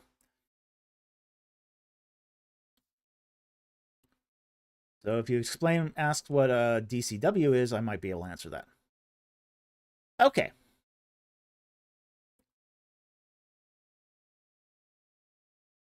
Next super chat here is from Jonathan Walker for $5. Question above. Thank you for the super chat. And it's Linguist Ammo's question. Is this? No. Oh, there it is. Okay, sorry. Never mind. Chowie, Divine Council worldview. Okay. We'll take Jonathan Walker's mouth. Divine Council worldview. Okay, so he's asking if I accept Heiser's Divine Council worldview. Partially. Okay. I accept it partially. I don't accept it completely. I think there was Divine Council. I think it's an effect of the Iron Age. I don't see it as so much in the Bronze Age. Okay, here's what I think about the Divine Council worldview. I think it makes a lot of sense of Iron Age literature, like the Book of Job. But I think if you try to extrapolate that to Bronze Age literature, like the Torah, I think it fails. Okay, I think it outright fails. So it's one of those things that I think is development in the theological framework of Israel, but I also think it's limited too. Now, Heiser was a specialist in Second Temple period literature, so this doesn't surprise me. You've got a hammer, you see every problem as a nail. I get that.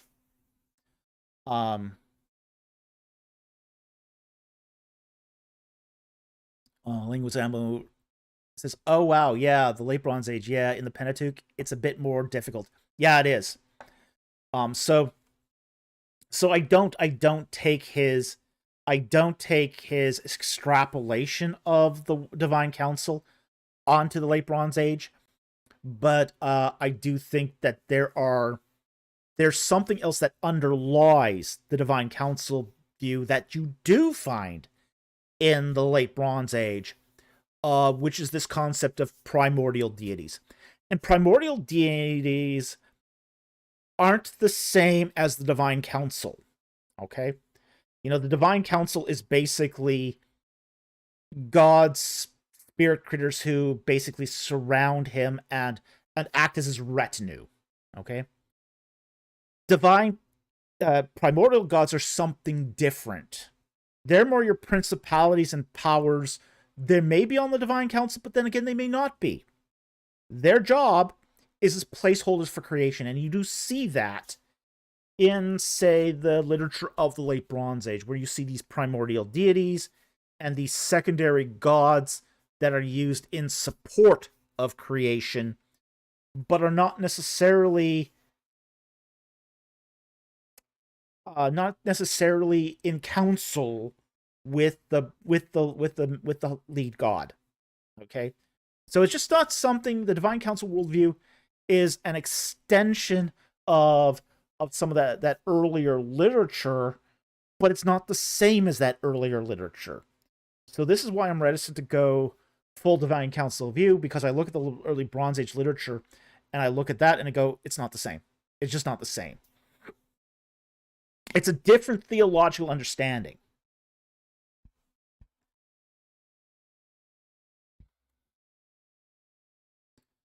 Jimmy the Jew from Philly asks, isn't the Divine Council the same as El's Council of Canaanite gods? And Oral Torah says at some point Elohim destroyed all other gods left over from the late Bronze Age, maybe? Well, the Ugaritic texts do have a council of gods. Okay? So, yeah, in a lot of Canaanite mythos, you are going to find a council of gods, and that's true. Okay? Like, for example, Baal is sort of the lead representative of El's council to El. Okay? So you do find that in Canaanite literature, but you also find that in a lot of literature of the late Bronze, or not the late Bronze Age, but the early Iron Age too. So it does, you do see it in, and Garrett is sort of at that sort of tail end of the Bronze Age. But it is something that that you do is more typical of Iron Age literature. Okay. Now, there is some thought here that and it's not just Oral Torah. There are some other people who say that Elohim or Yahweh destroyed all the other gods, or at least punished them. Okay, but and you get sort of hints of this in, say, the epistles, the New Testament epistles, where people are afraid to say anything against the old gods. And, Paul's saying that a god is nothing. They've been all swept away. Okay? So there is some inference of that even in the New Testament, but it's not always clear that that's actually what's going on. So this is coming, again, all of this is coming out of a Second Temple period understanding, and even Oral Torah is coming out of a Second Temple period understanding. So it's not quite the same as El's Council of Canaanite gods, but the notion is similar. It's commutative, but it's not exactly the same. But again, all this is coming out of a Second Temple period rubric, so that's why I'm sort of reticent to extend that to the late Bronze Age. Okay.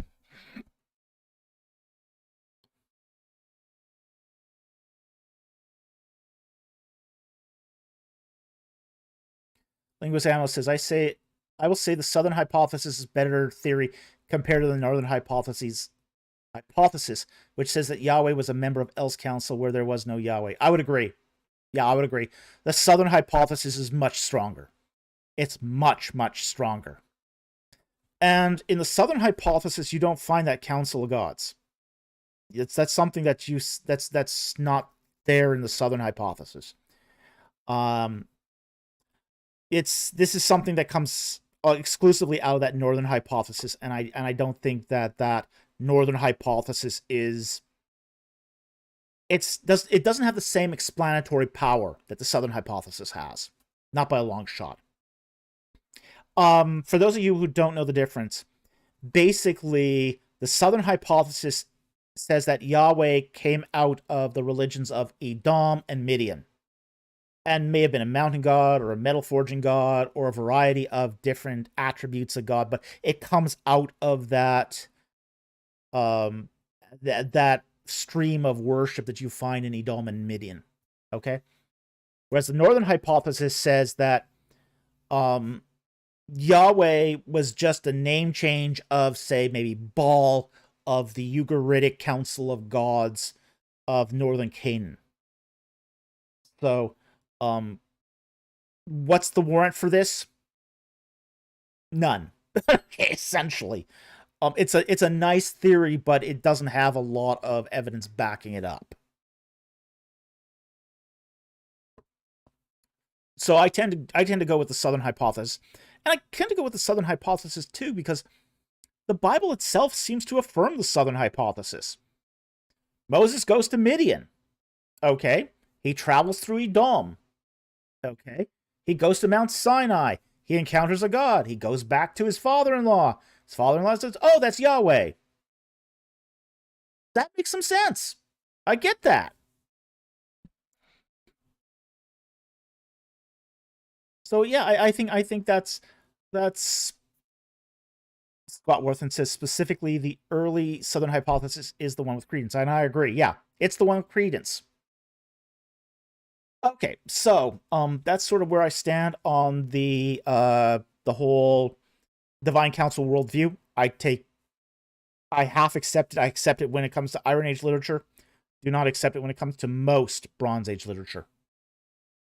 Okay, the next question here was from Jonathan Walker, and his $5 super chat. And thank you very much, Jonathan. And he asks, if we discover God's method of creating everything, secular science, Yek, or any method, and it differed from Genesis 1 to 2, should we keep Genesis under 2 to understand where it's coming from and its message? Yes, absolutely. Because Genesis 1 to 2 is not talking about a method of secular science. It's not talking about, say, the science of creation. It's talking about teleology. What's the purpose of creation? That's different. Okay? I mean, if we discovered, like, finally, you know, we have the definitive scientific proof of how the universe was created, doesn't matter if it's the same or different than Genesis 1 to 2. Because science doesn't tell you the purpose of anything. At least not normally. It tells you what is, not why it is. And that's the problem with, say, a secular understanding of science or a concordant understanding. It doesn't actually tell you the why. It may tell you the how. It might tell you the sequence, but it doesn't actually tell you the reason. Genesis 1 to 2 is about telling you the reason of why creation happened. You know, it was God setting up sacred space on planet Earth so it could have relationship with his creation. That's the reason. That's the telos. So even if you did get the definitive scientific thing, it wouldn't matter one bit as far as Genesis 1 to 2, because Genesis 1 to 2 is telling you something else entirely.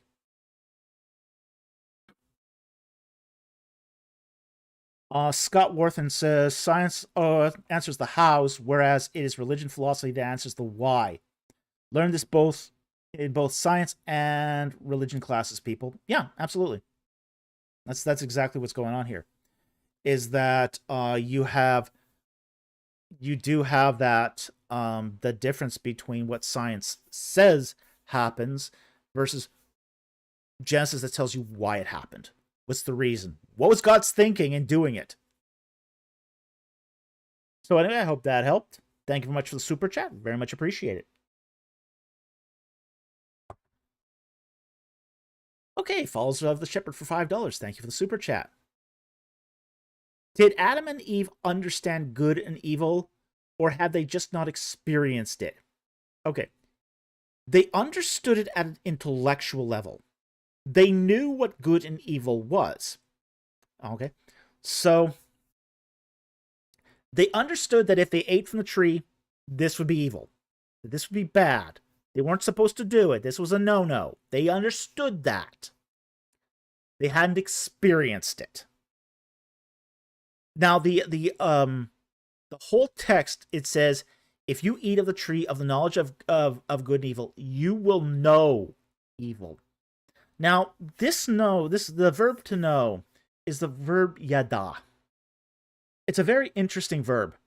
It does at one point, in one sense, mean intellectual knowledge, but it means more than that.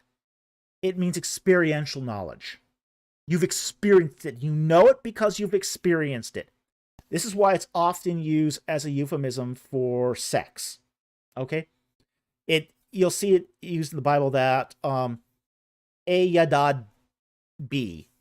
Okay? That's a way of telling you that A had sex with B. Okay? Because the one knew the other experientially.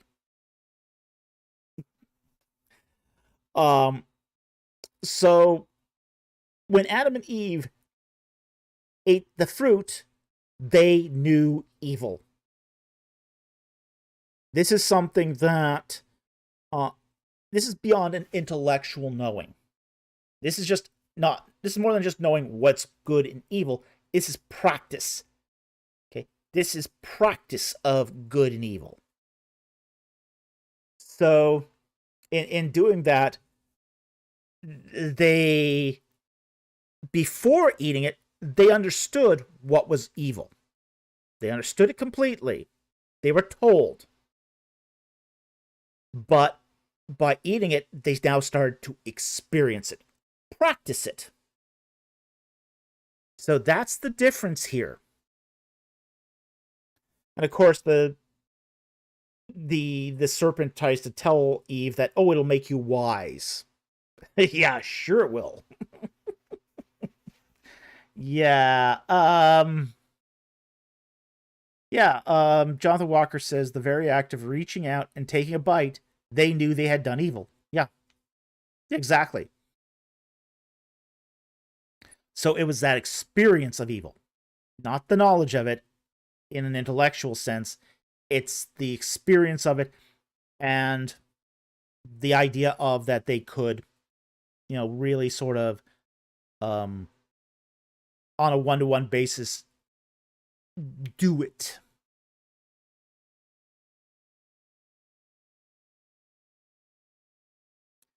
All right, Jonathan Walker for $2. Thank you for the super chat.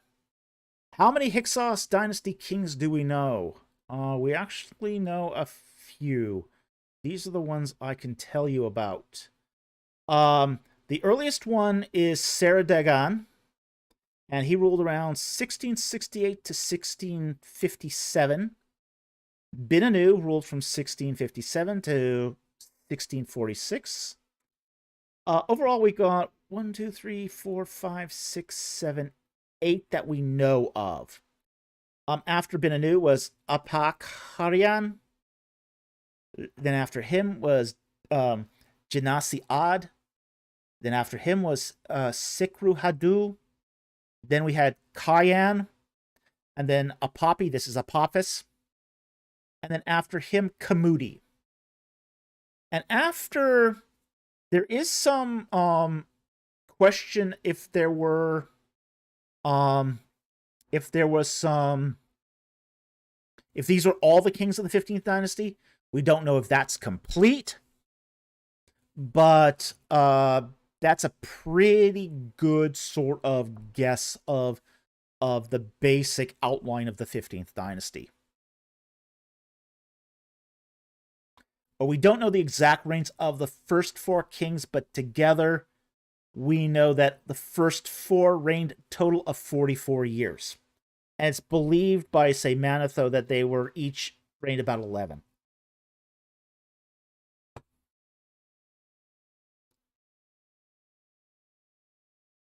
Jonathan Walker asks the follow-up, was Yakabel one from the Seals? He's one from the Seals, but he's a 14th dynasty king. He's not a Hyksos king. Okay? And we have to be careful of what we mean by 14th dynasty kings anyway. 14th dynasty kings are essentially warlords. They're Semitic warlords. And there's something like 60 of them. Okay? For the and the 14th dynasty overlaps with the end of the 13th dynasty. Basically the last 100 years of the 13th dynasty. And there's, as I said, there are about 60 of these 14th dynasty kings, which is why most of the 14th dynasty, they're considered to be warlords. They're not really considered to be kings. They didn't really rule anywhere. They just kind of killed each other and just sort of pillaged the Nile Delta. So, Yeah, Yakubel would not be one of those 15th dynasty. He'd be 14th. All right. So I hope that helps. Thank you for the super chat.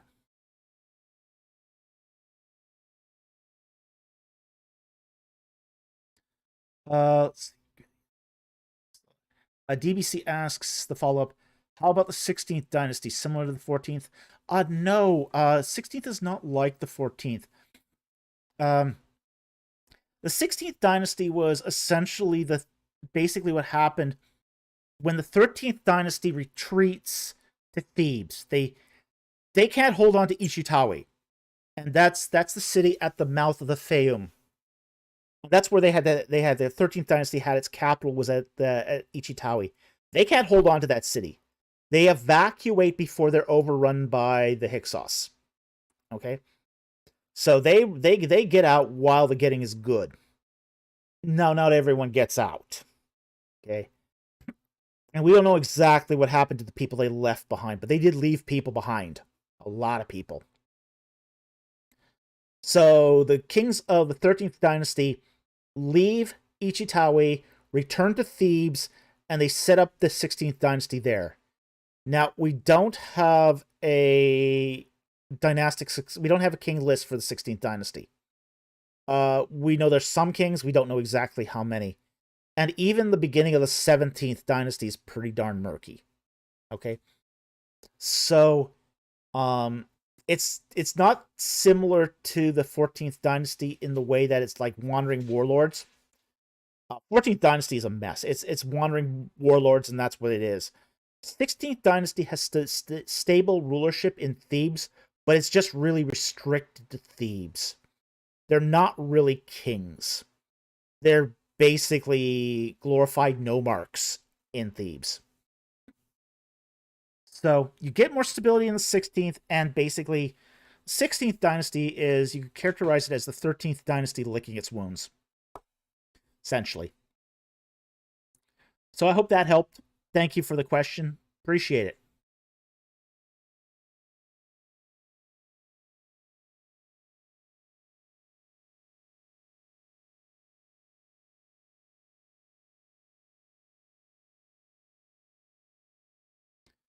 Okay, next one here is from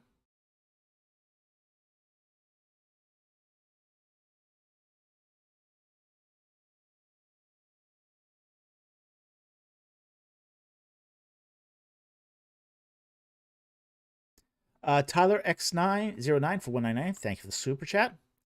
How did all other scholars react to Lorenzo Nigro's paper?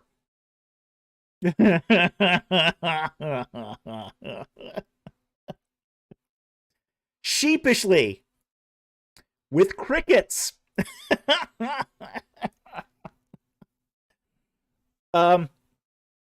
Okay. The conservative scholars were cheering. Okay, because there was definitely a vindication there. There was a vindication of all of, say, Kitchen's theories.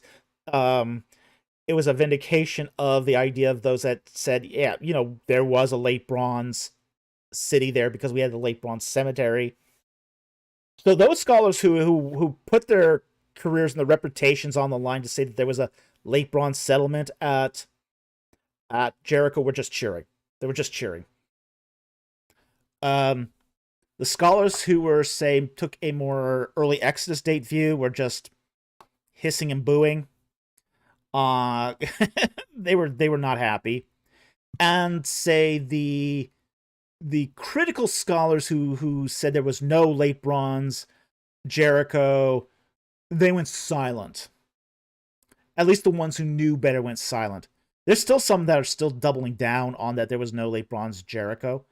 Like, I mean, I got this email from this guy who basically said, well, I talked to this ceramics expert, and he says there's no late bronze Jericho because there's no late bronze ceramic fragments there.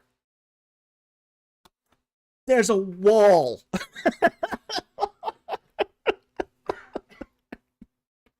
Dude, there's a wall.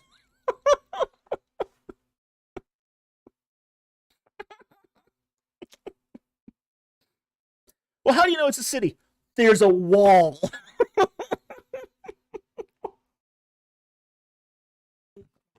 Yeah, kind of a big hint.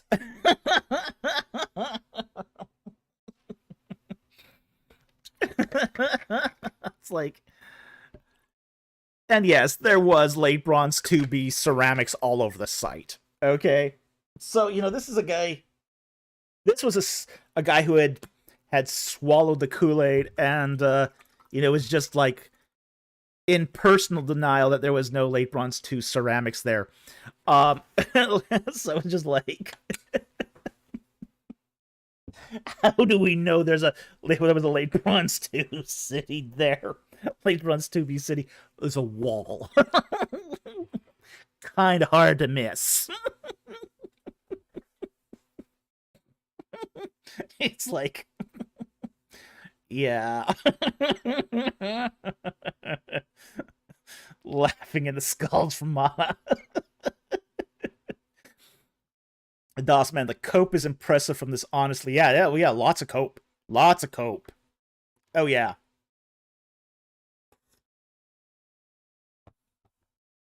Jonathan Walker says, I thought they would at least say there's no evidence for destruction in Late Bronze 2 or something. Yeah, you'd think that they might get a little more creative about this. But they did find a fragment of destruction layer in the middle building. And it seems to have been destroyed at the end of the very end of the Late Bronze Age. Because it doesn't survive into the Iron Age. So when you've got Late Bronze 2B pottery, and a fair amount of it, that that's at least survived into, say, 1250, okay? So you got, for that much pottery to survive, you're halfway through Late Bronze 2B. Okay, so that gives you 50 years between the destruction of the middle building and the midpoint of Late Bronze 2B. Well, okay. Almost all the archaeologists admit that the Late Bronze 2 destructions, 2B destructions, were after the reign of Ramses II. Now you've moved that needle then from 1250 to 1222.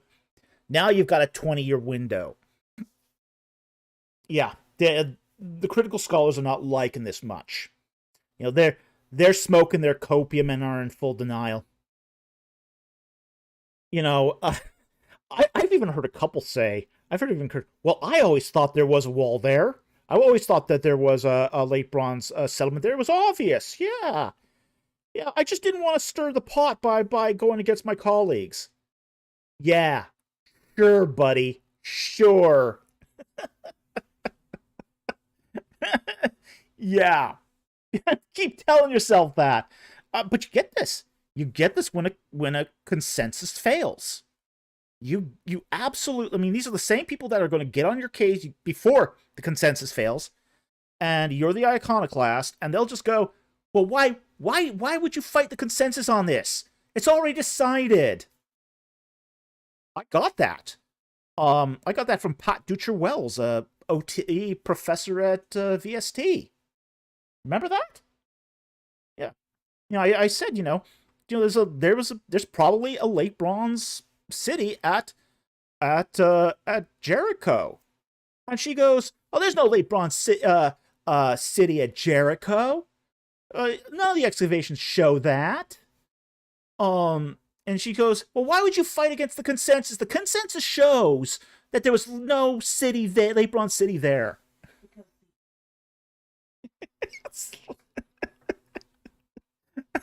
That's like consensus isn't always right, and we've got evidence to show that there was a city there. Yeah. Yeah, now these same people who are just saying, oh, well, the consensus says this, are now looking like Muppets. They're looking like Muppets. Because they blindly followed the consensus instead of following the evidence. And now they're trying to jockey themselves as the visionaries. Oh, well, I always thought it deep in my heart. Yeah, sure you did, buddy. Sure you did. You blindly went with the consensus. You now have egg on your face. And now you're just coping with the fact that you were stupid enough just to blindly follow the consensus. Congratulations. Stupid is as stupid does. Okay. Okay. So let's move on here. But yeah, that was generally the scholarly reaction. It was basically now it's posturing for copium. Trying. Some are still living in denial. Some are not saying anything at all. Some are trying to gaslight people into thinking that they really believe this too all along. And on the other hand, you had the fundamentals that essentially said that, well, this is a betrayal. That mud break was really part of the Middle Bronze fortifications, like sure was. Okay. All right. So with that said, it's been a fascinating little drama. Thank you very much for the super chat. Very much appreciate it.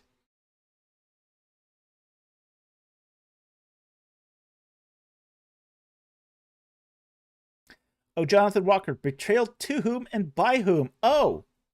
Oh. A lot of the fundamentalists were thinking that when Nigro was going to publish his second paper, that what he was going to do was he was going to backtrack.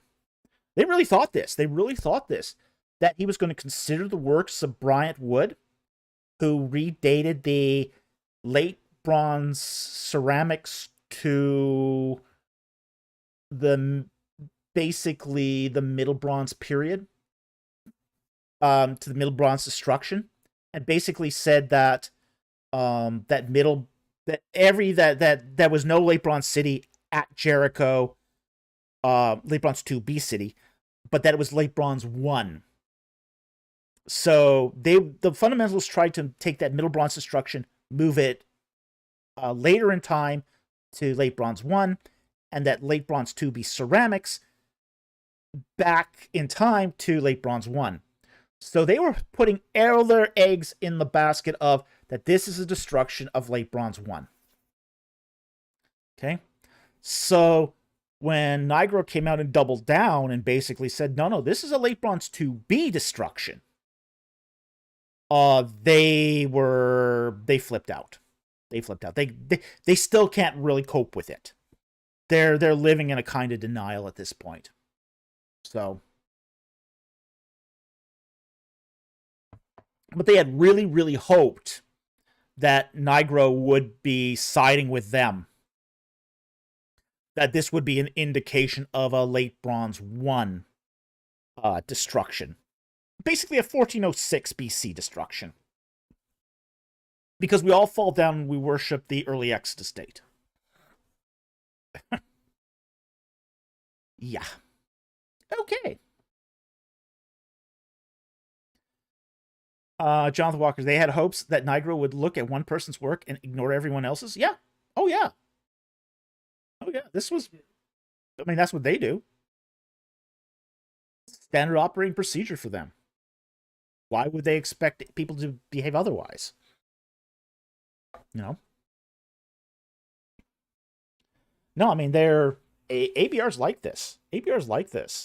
Where they lionize the work of certain individuals and expect everyone else to just follow in line with it. This is why they idolize guys like Bryant Wood, Douglas Petrovic, Roger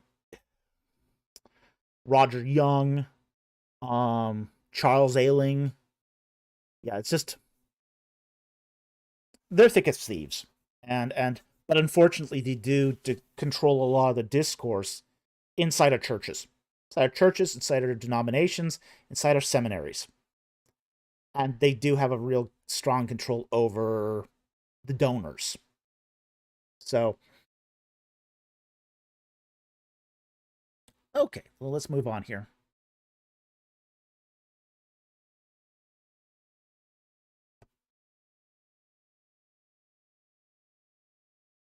Okay, next one here is from TBD. Sponsoring for $5. Thank you for the super chat. Sponsoring Nathaniel Brill. Regarding the Lot story, in what sense were there no men for Lot's daughters? Wasn't there a town Zoar really close? Here's what happened. After the fall of Sodom and Gomorrah, Lot decided to live in a cave. Okay? He had sort of had enough. Okay? He was spending his retirement in a cave. Away from civilization. If anything, one of the things that Lot had done wrong earlier was he was supposed to be a pastoralist. He had flocks. And he moved across the Jordan to pasture his flocks. And the problem is, the other side of the Jordan is not a great place to pasture flocks. Yeah, there are times when the Jordan gets enough rain to produce good amounts of silage and watering sheep. But it's also given, that side of the Jordan is also given to a lot of drought. Okay, drought and famine. Which is why Lot eventually moves closer and closer and closer to the cities. He can't sustain being a pastoralist. Not on that side of the Jordan. Not on the east side of the Jordan. Yeah, that's Jonathan Walker says, we went to a land that looked good for a few days, moved down to Sodom and Gomorrah, and it got destroyed. Yeah, that's exactly what happened, is he moved in to the city, and he sort of got sucked into the city. He got enculturated into Sodom and Gomorrah. He was still a man who respected Yahweh, respected God, but he was also becoming more and more and more like the people of Sodom and Gomorrah. To the point where when the mob came knocking on the door wanting to have sex with the angels, he offered them his daughter instead, which is totally messed up. I mean, it's really messed up.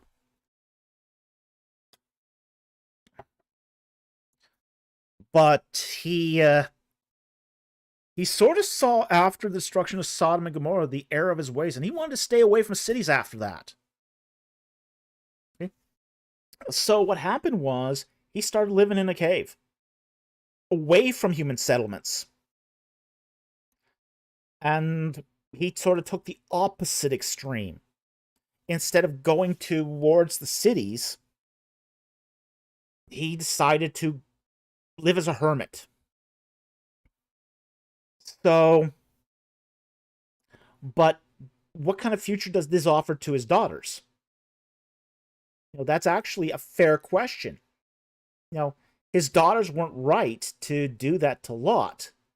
But at the same time, too, his daughters were also enculturated in Sodom and Gomorrah. So, that was they're worried about their posterity. What happens when dad dies? Okay, dads can eke out a living in a cave. He can survive in a cave just fine. He's got a little vineyard going, because obviously he's making wine. He's probably got some sheep, and he's living out of a cave. That's what Lot's doing. So what happens is, ultimately, the daughters say to themselves, well, what happens when dad dies? Can we take care of these sheep? Can we take care of this vineyard? And they go, no, we need men. We need men. I mean, that's actually not an unrealistic thing to say if you're two daughters of a man living in a cave. So,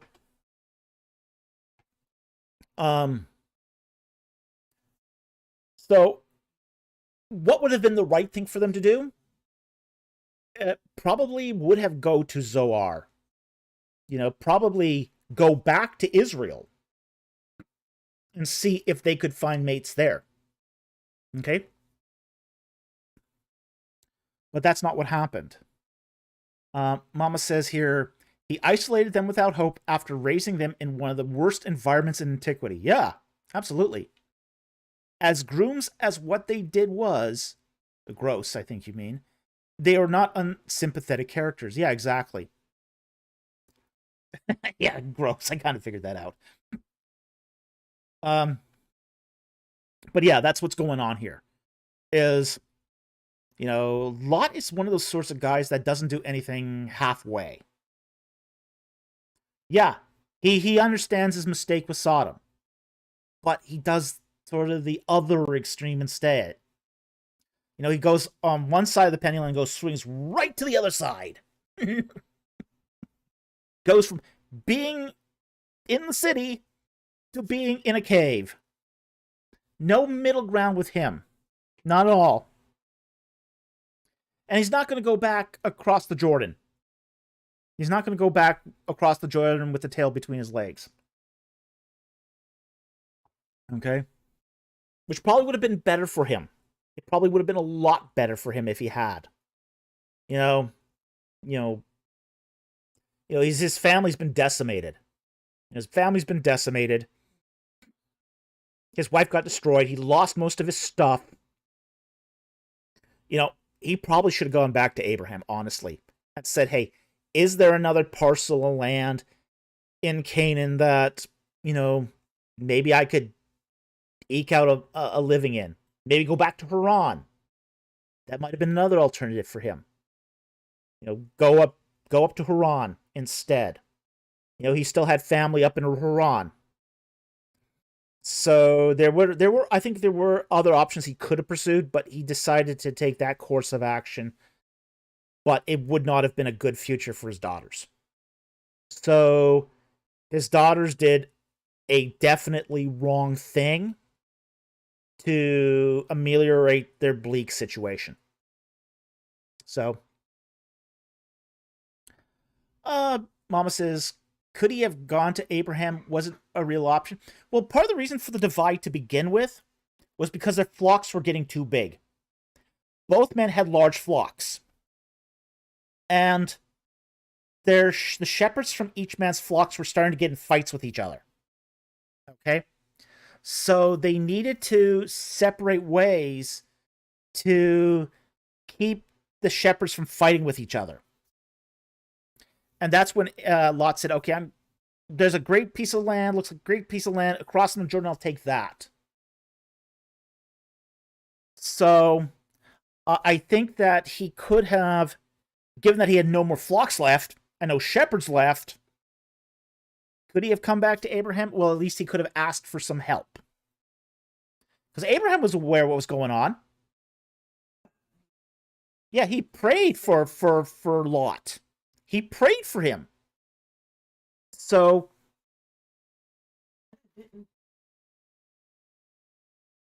yeah, I don't think he was saving him for just to have him go live in a cave. Lot is Abraham's nephew. He's family. There would have been some assistance there. Didn't need to.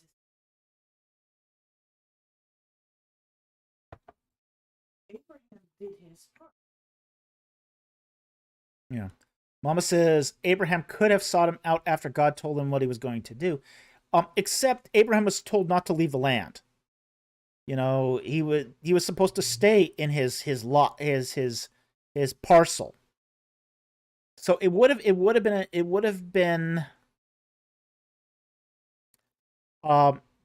been probably wiser if Lot had returned.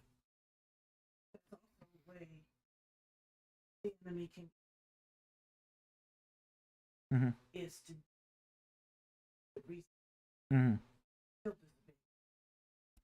Yeah.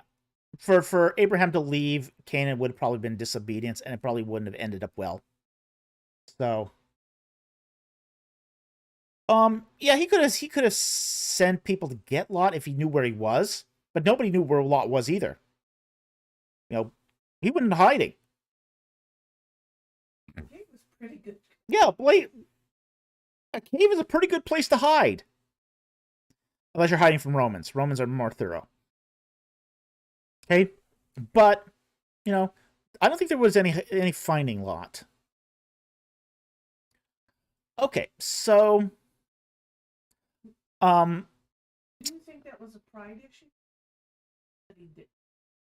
it might have been a pride issue on Lot's part that he didn't return to Abraham, but I think Lot was just done. I think he just wanted a way. And I think he just wanted the solace of being by himself. So, all right.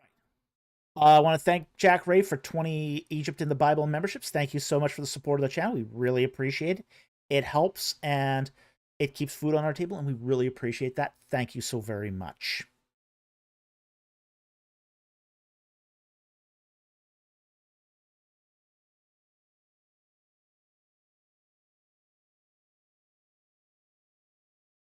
Let's see here. Where are we at?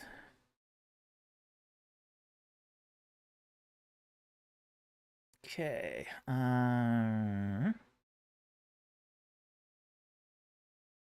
Okay, next super chat here is from Tarapar for $2. Thank you for the super chat.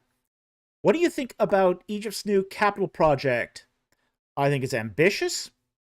I think it's New Cairo has a lot of apartment buildings at the moment. It's the site, place where it's it's by the big mosque. There's a big 10th century mosque nearby.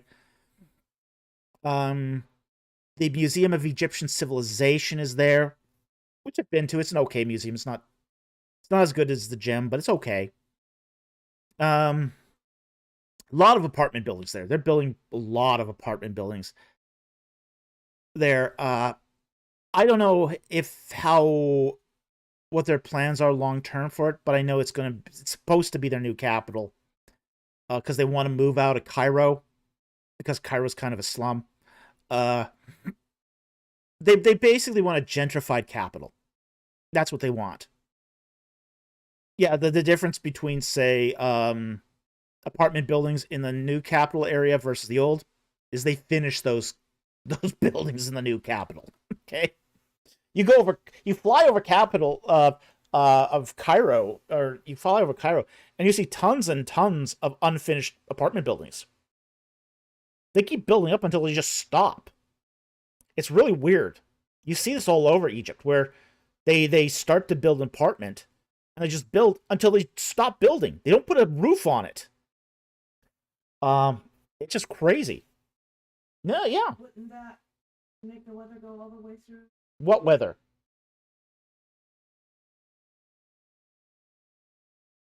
It's just dust and dirt. No, they'll put like plywood over the stairwell. Yep. Yeah, that's what they do.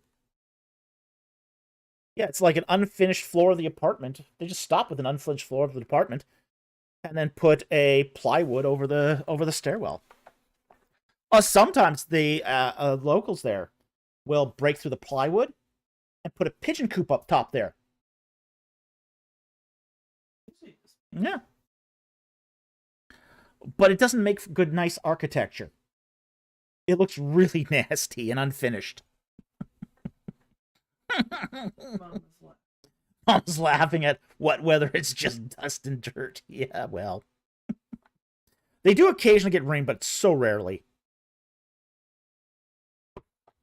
Okay.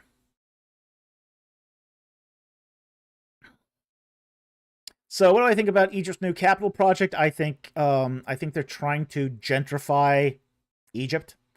Maybe they'll be successful, maybe they won't, who knows. You never know with Egypt.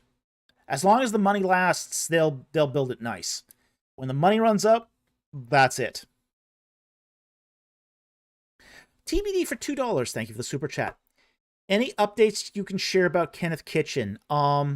Okay, for those of you who don't know, he's been in the hospital for a lung infection and kidney failure. Okay. So right now he's in palliative care. We don't know how long he's gonna last. He's 96. So So prayers for him. He doesn't have any next of kin, so so you can't really pray for the family because he doesn't have any family. But just pray for him. Yeah, most of the people that are surrounding him are friends. Okay, so do pray for him. We don't know how much longer we're gonna have him. Okay, so I'll let you guys know when I know. All right. Okay.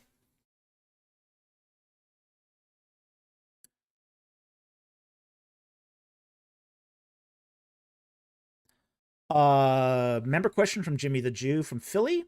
He asks, do you think Darius II ordered Jewish mercenaries to destroy Egyptian temples, which in turn caused the Egyptians to destroy both Jewish temples in 410 BC? I would have to look at the chronology of that. It is possible. It is possible that this was a retribution destruction, but I'm not sure.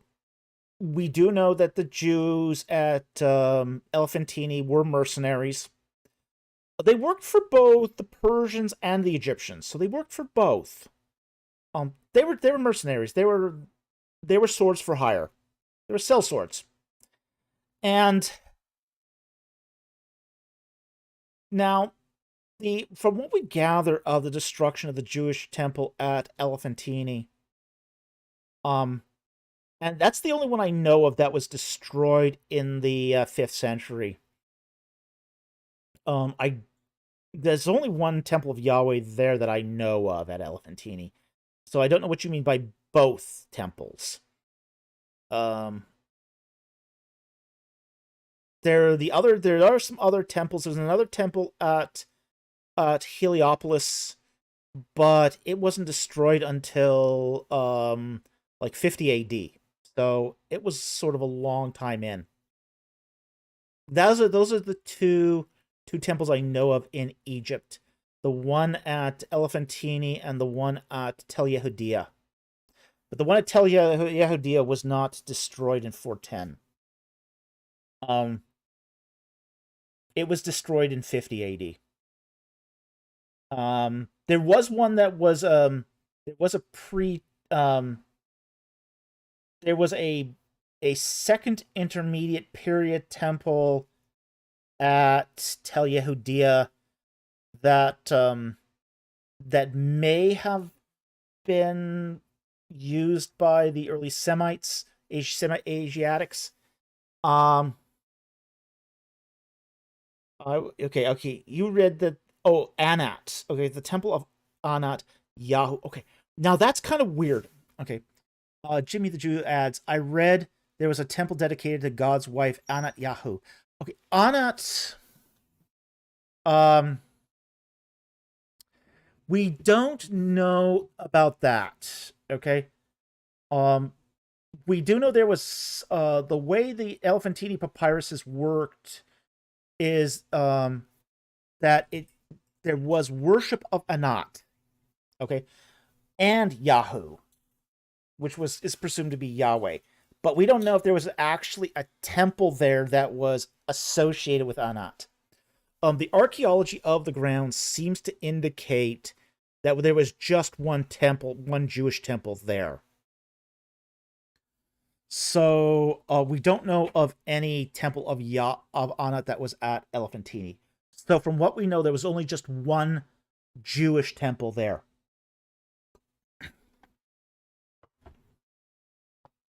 Okay, so hope that helped. Thank you very much for the super chat. Very much appreciated. Okay, next one here is from Sentinel Apologetics for $10 Australian. Hi, Rob. Blessings, David. Thoughts on Joshua 6:1, because David Firth in his 2021 commentary says, quote, we are told the city was tightly shut up because of the presence of the Israelites through a pair of related participles. Now I have to squint at this. Segarta va Misheret, both of which are based on the root seger, to shut, but they make no reference to any degree of fortification.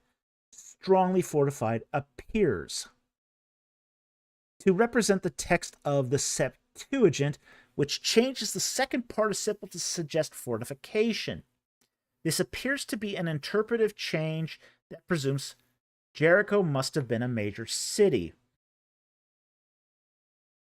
Perhaps the earliest exodus of this line of interpretation, but nothing in the Hebrew suggests anything along these lines. He cites 2:15 allusions to Levitical leprosy laws of Joshua 6. All right, let's just take a quick look, and thank you for that string of 4 $10 super chats. Really appreciate it. And let's go to the Bible here. Go to Joshua 6:1.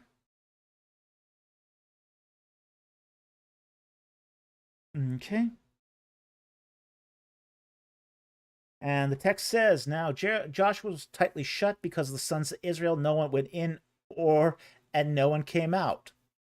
Okay. I think here the text basically explains itself.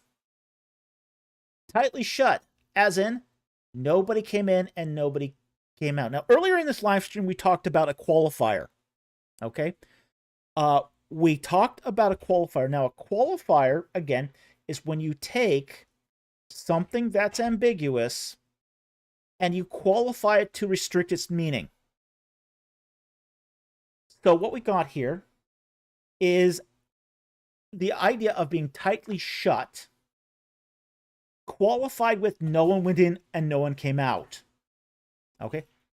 So this does not in itself in any way imply that the city was strongly fortified. Only that it was fortified. Okay, that's a difference there. And so that when we talk up here about, well, what's the scope of the city?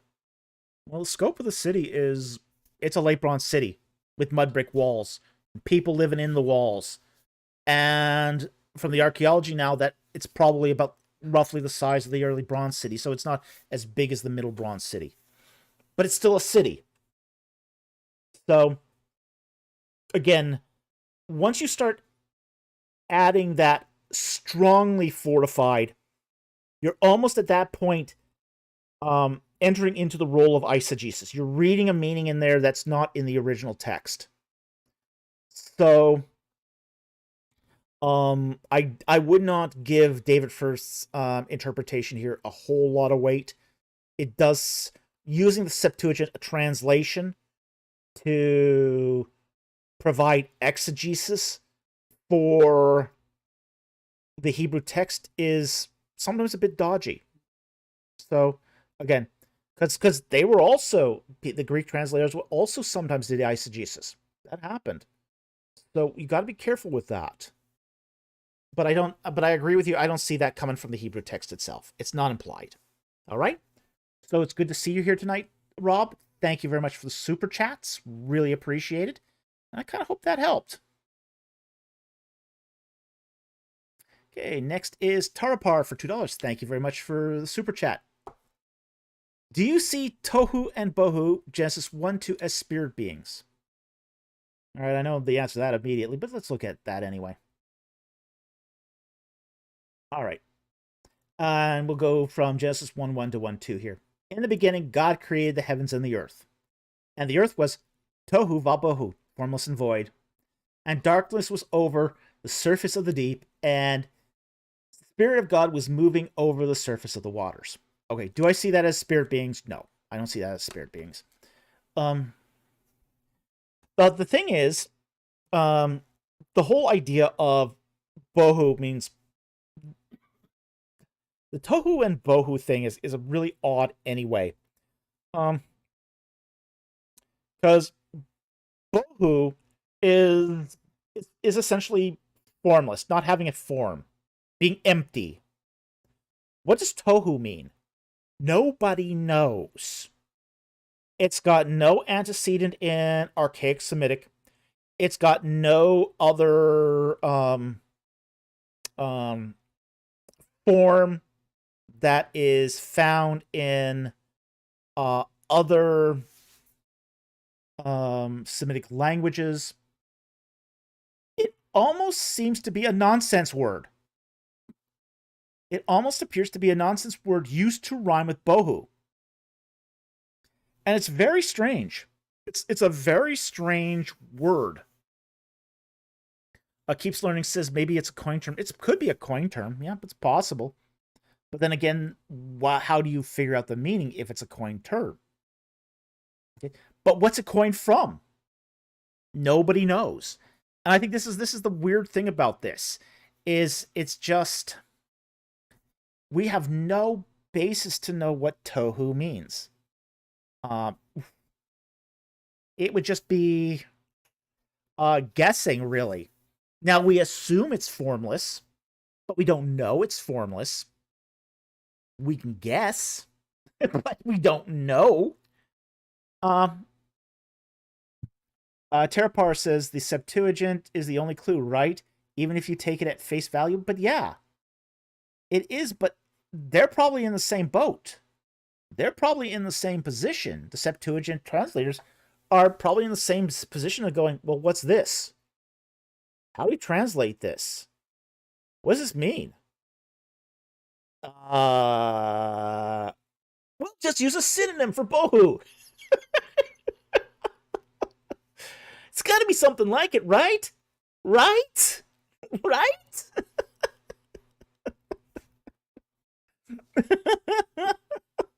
It's probably just a made-up term for alliteration purposes. That's probably what it is. A made-up term for alliteration. So you don't forget it.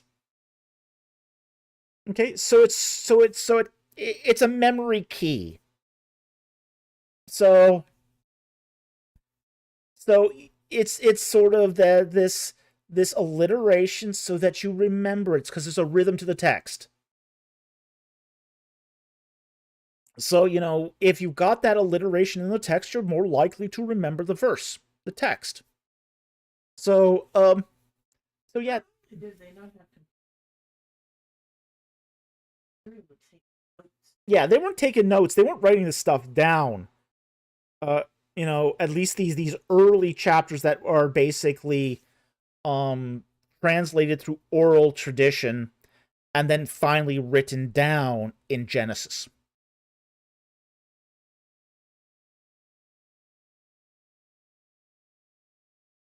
Scott Worthen asks, well, what would rabbis with degrees in Hebrew be saying about the word rhyme?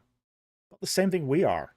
I mean, everyone is kind of saying that okay, we don't know what tohu means. We just it has no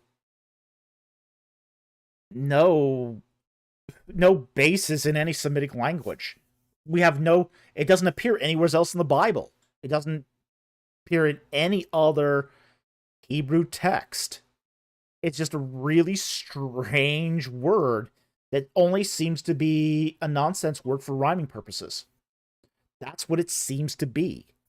And that seems to be the best explanation for it, that it's a rhyme to help you remember the text. That seems to be it. So, and we do see this sometimes where similar terms are used in, it's a wordplay. Mama says it's wordplay. Yeah, it's a wordplay.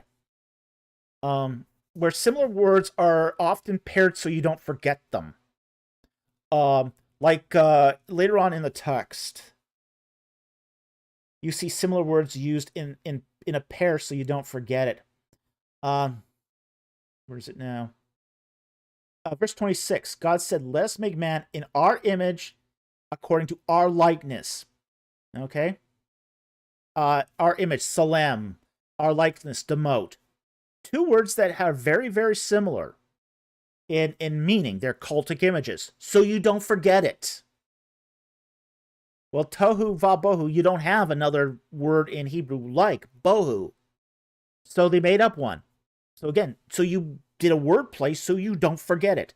It's synonym duplication so you don't forget what's being talked about. So that seems to be what's going on here as far as uh, Genesis 1 to 2, that Tohu Bohu thing. It's not, doesn't seem to be a reference to spirit beings at all. Okay? So I hope that helped. Thank you for the super chat. Very much appreciated.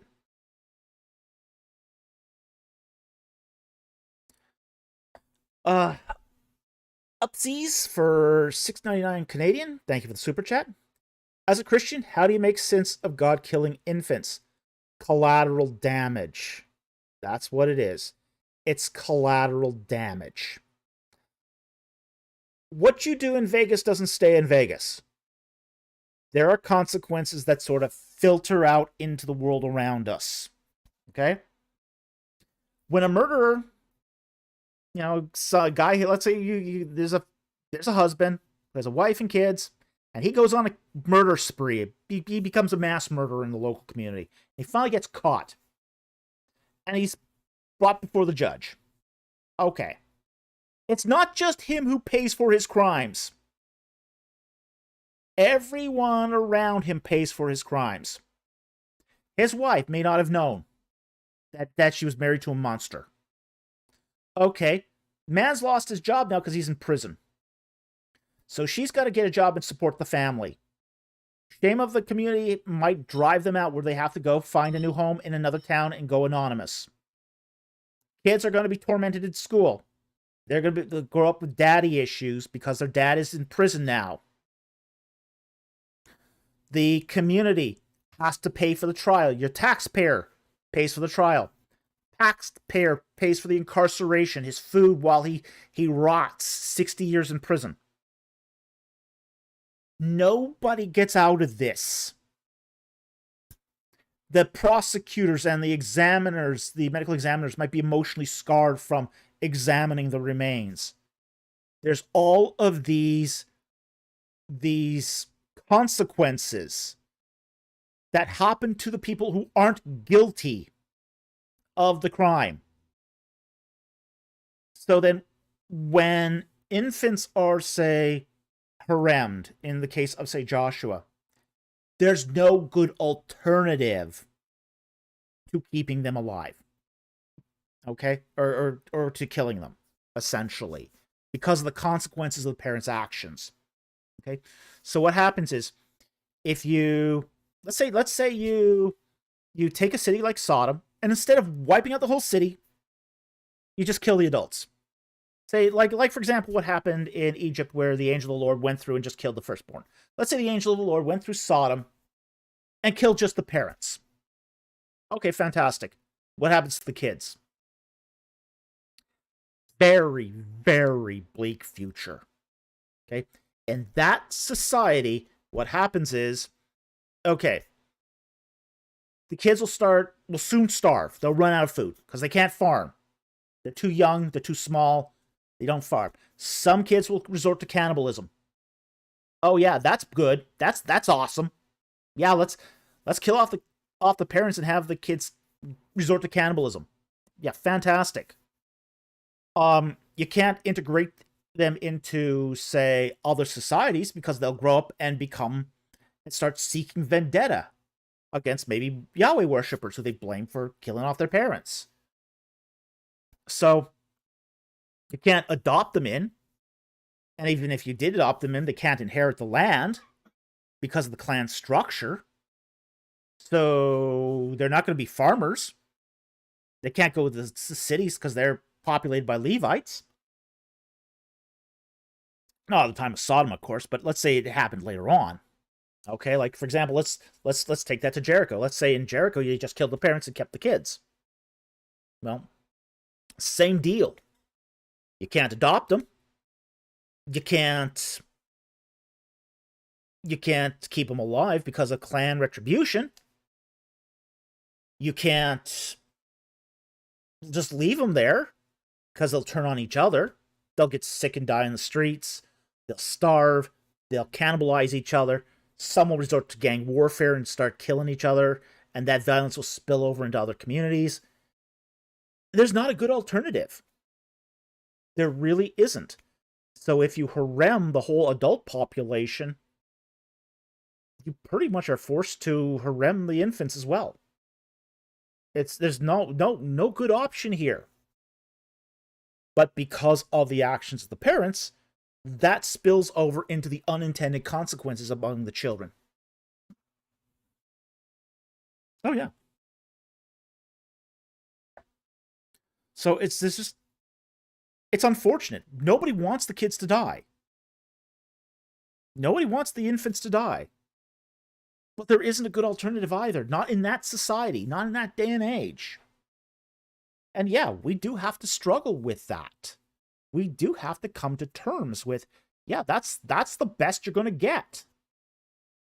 In this particular society, a clan-based culture where vendetta is the law of the day.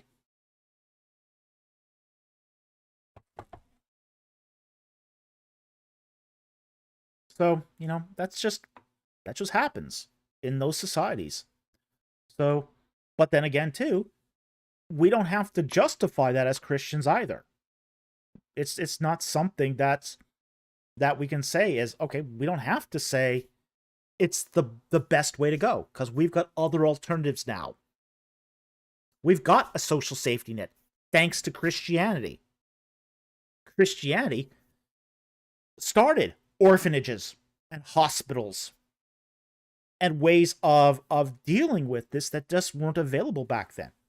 But back in the late Bronze Age, you didn't have any of that. So there was no alternatives for them, other than the collateral damage.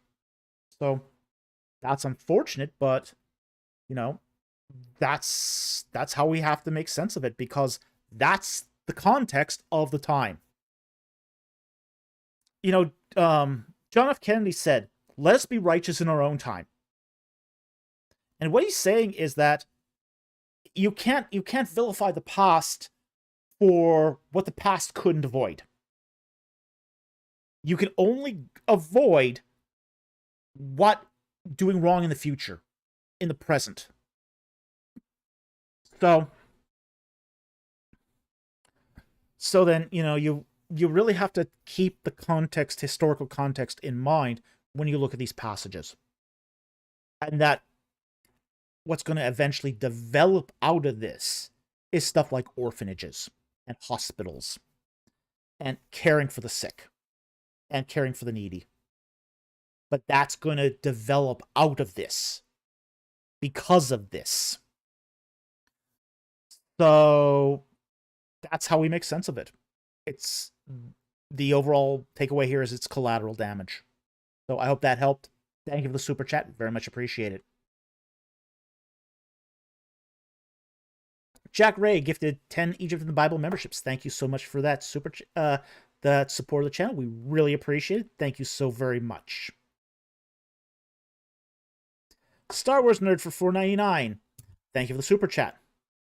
How do you deal with slavery in the Bible? How should we approach this problem without downplaying it? Okay. Mm-hmm. What do you do with it? Leave them out to die, or? Oh yeah. Okay. Yeah, that's true. The problem with slavery in the Bible is there's not one type of slavery. There's several types. So I think I tend to not talk much about slavery because it's a complicated issue. And the reason why it's complicated in the Bible is because there's so many kinds of slavery. Okay? You had the slavery of one Israelite to another. Okay? And oftentimes that was a form of, say, debt relief. Okay? When somebody, say, couldn't maintain their farm, and they got into debt, and they couldn't pay off the debt, they could sell themselves and their family members into slavery for 7 years to pay off the debt. And they were supposed to be freed after 7 years. Okay? It was meant to be a temporary form of slavery for debt relief. That's one kind of slavery. You also had another kind of slavery, which was war booty, where Israelites would attack a non-Israelite city, take foreign slaves, and those were not eligible for that freedom. Okay? Although they could get freedom in other ways. The Bible also has sort of a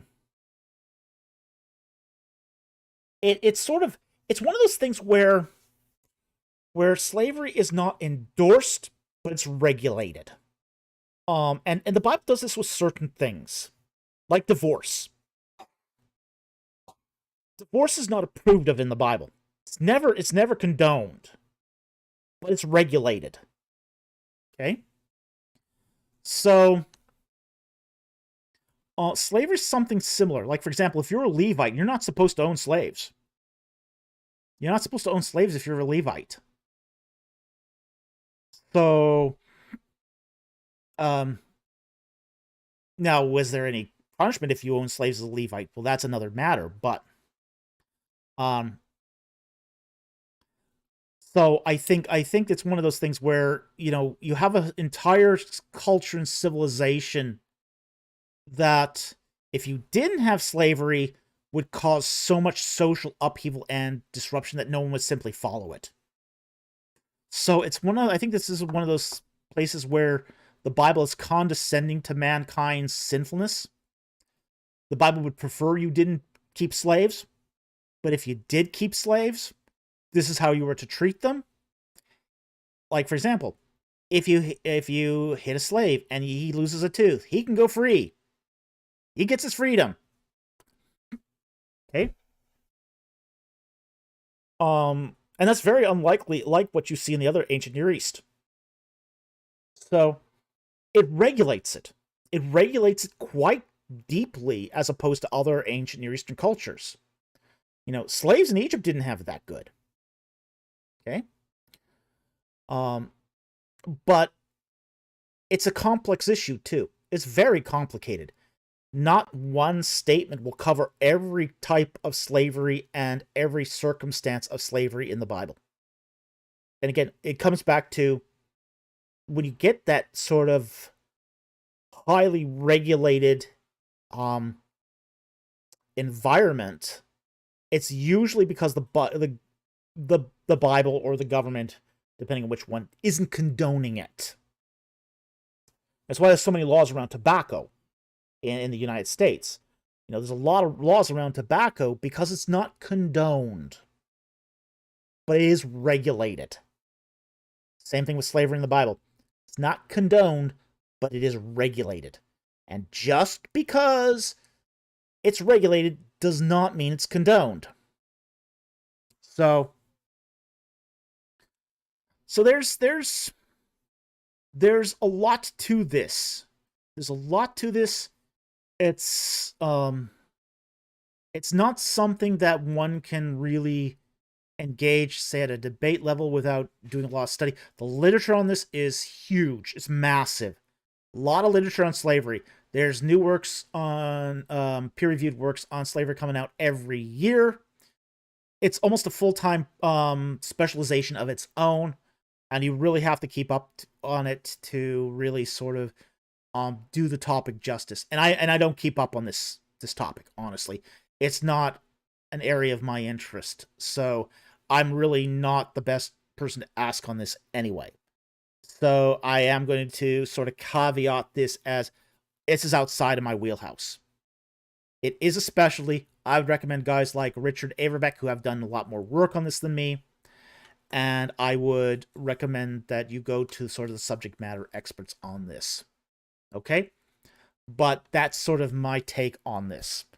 So anyway, thank you very much for the super chat. Very much appreciate it, and I hope that helps. Senate Apologetics for $10 Australian. Thank you for the super chat. Primordial gods, no. Well, in Egypt you have primordial gods. The pest jet Netcher. Okay, so they're there. Yeah, say that 3 times fast. The Numa Ailish says that when Nibiru's moon crashed into Tiamat, it broke into pieces and became our asteroid belt, and other chunks hit Earth and Mars, causing the global flood. Have you been listening to Billy Carson again?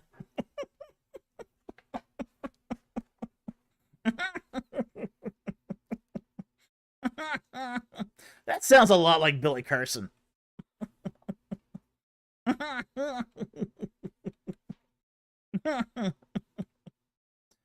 Oh boy. Oh, the good times. Good times.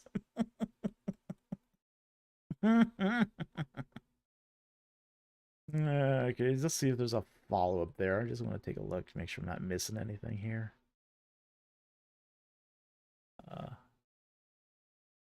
18.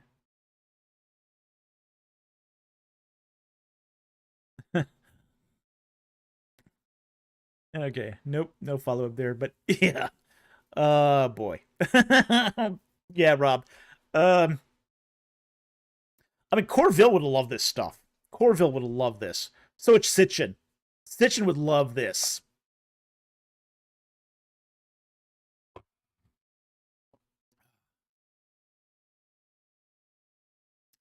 Mama, Primordial Gods coming up a lot. They're interesting. They're interesting. They're fascinating. My first encounter with the Primordial Gods is in some of the Egyptian texts. And I saw my first experience with seeing Primordial Gods in a relief, in a tomb painting, was there's this tomb painting of the waters of Re. Now the waters of Re, for you who don't know, those are the sort of the when Re created the sun god Re created Earth. There was no creation before. There was just water. Okay, there was just water. And the egg of Re was spawned by the water, and Re hatched from the egg over the waters. Okay? Now, in the water, you see these little men.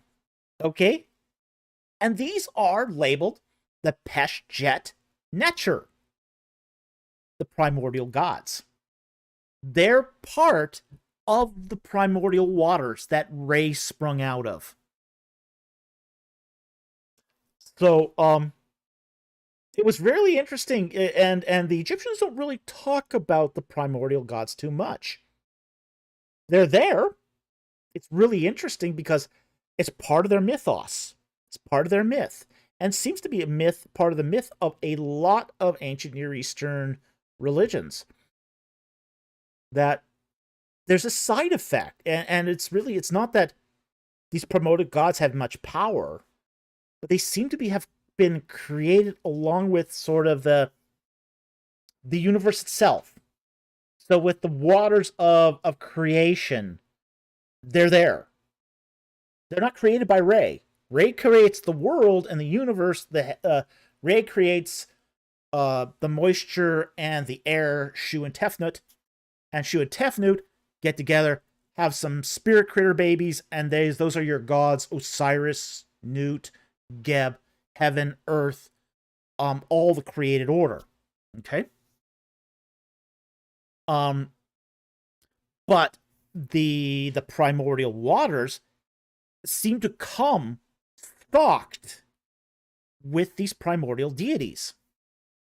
And it's very interesting. It's very interesting because they have no origin other than they seem to be a side effect of the waters itself. So you have these primordial waters, which sort of predate creation, and in those waters are these little gods. They don't do anything. They're just sort of placeholders there. But it just sort of seems that the Egyptians thought, well, if there's this water without creation, there had to be gods without creation that just come with the water.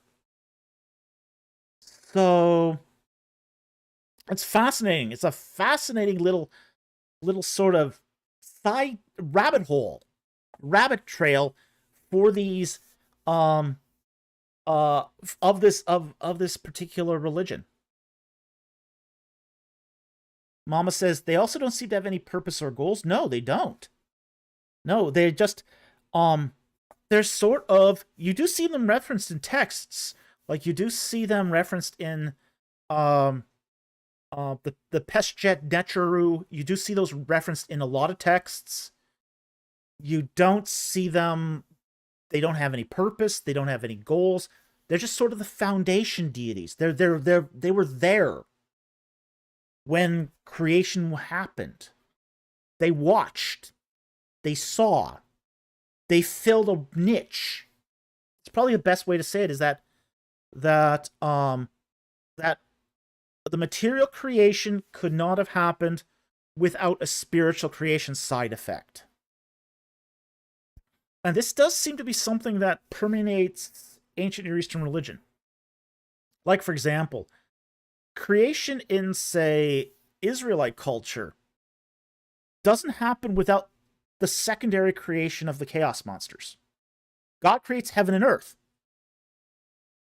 but you get the side effect of chaos monsters. Leviathan, Rahab, Behemoth. So they're the secondary creation, the side effect. So it does seem to be that spiritual creation of matter also results in spiritual beings that are the side effect. So that what you get is the chaos monsters and these primordial deities that seem to be two sides of the same coin of that creation. The creation is the Adiaphron, it's the neutral creation, but you have the chaos monsters and you've got the primordial deities who are basically there to basically chaos and order. You get this chaos and order.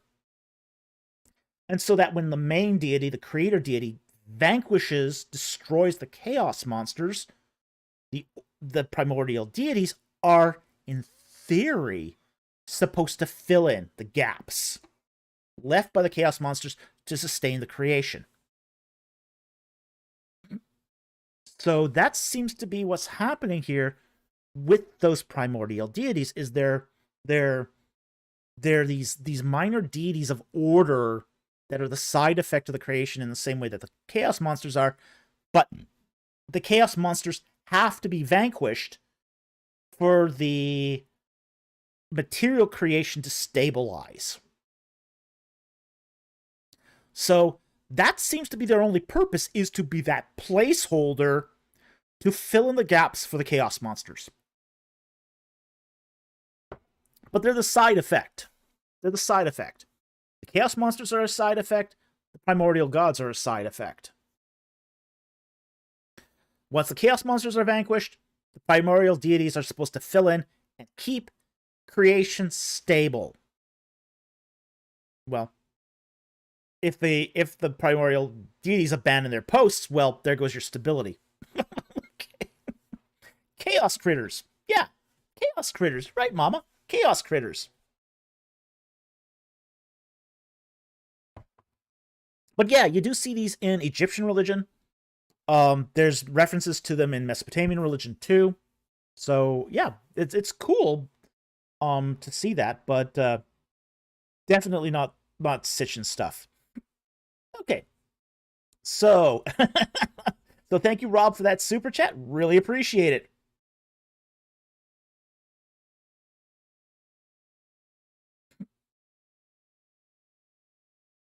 The Vermin of Trash Fetch $2.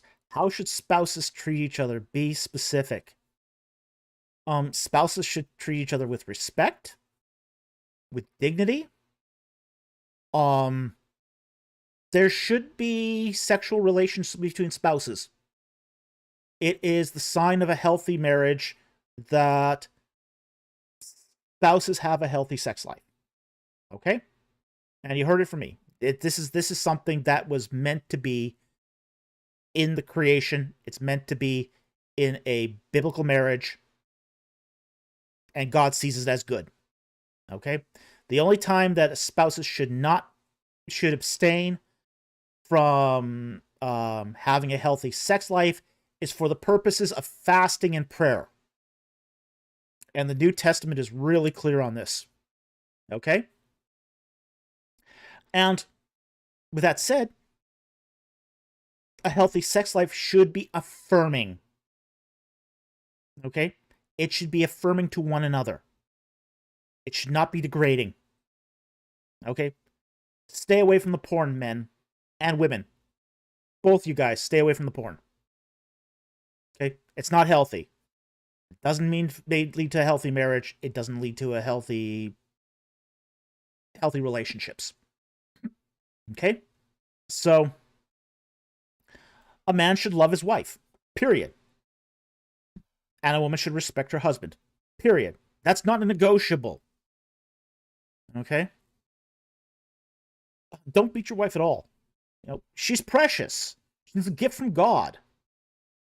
You wouldn't treat a gift from God with disrespect and with abuse. And similarly, women, don't abuse your husbands. This goes both ways. That's largely Oh yeah, that's very much largely unreported. Yeah. So love each other. You know, treat each other like part of the body of Christ. Treat your spouse like you would treat Christ. With respect, with love. In the case of a marriage, there should be a healthy sex life because that is like one thing Satan loves is people who shouldn't be married having sex and married people not having sex. Yeah. This is why Jewish and Messianic Oh, yeah. Jews large families. That's why Messianic Jews have large families, yeah. Yeah. They relax and you're not. Yeah. Yeah, basically on a Sabbath, that's what Jewish couples do. Is they have fun in the bedroom. Okay? So, Some of does have, but it's engineering strength. Yeah. Warrior of the Most High says Song of the Songs has strange stuff in it. Yeah, it's too steamy for you, man. Yeah, it's too steamy for you. You don't want to read that.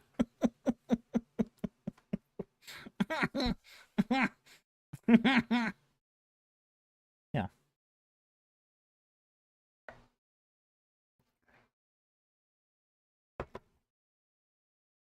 All right. So with that said, let's move on here to the next super chat because we're at 11:30 now, and we got to get through the rest of them. We don't have that many left, but we do have some.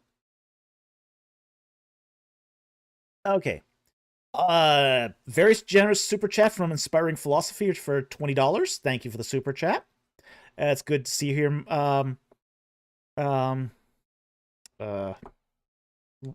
It's not Rob. It's IP.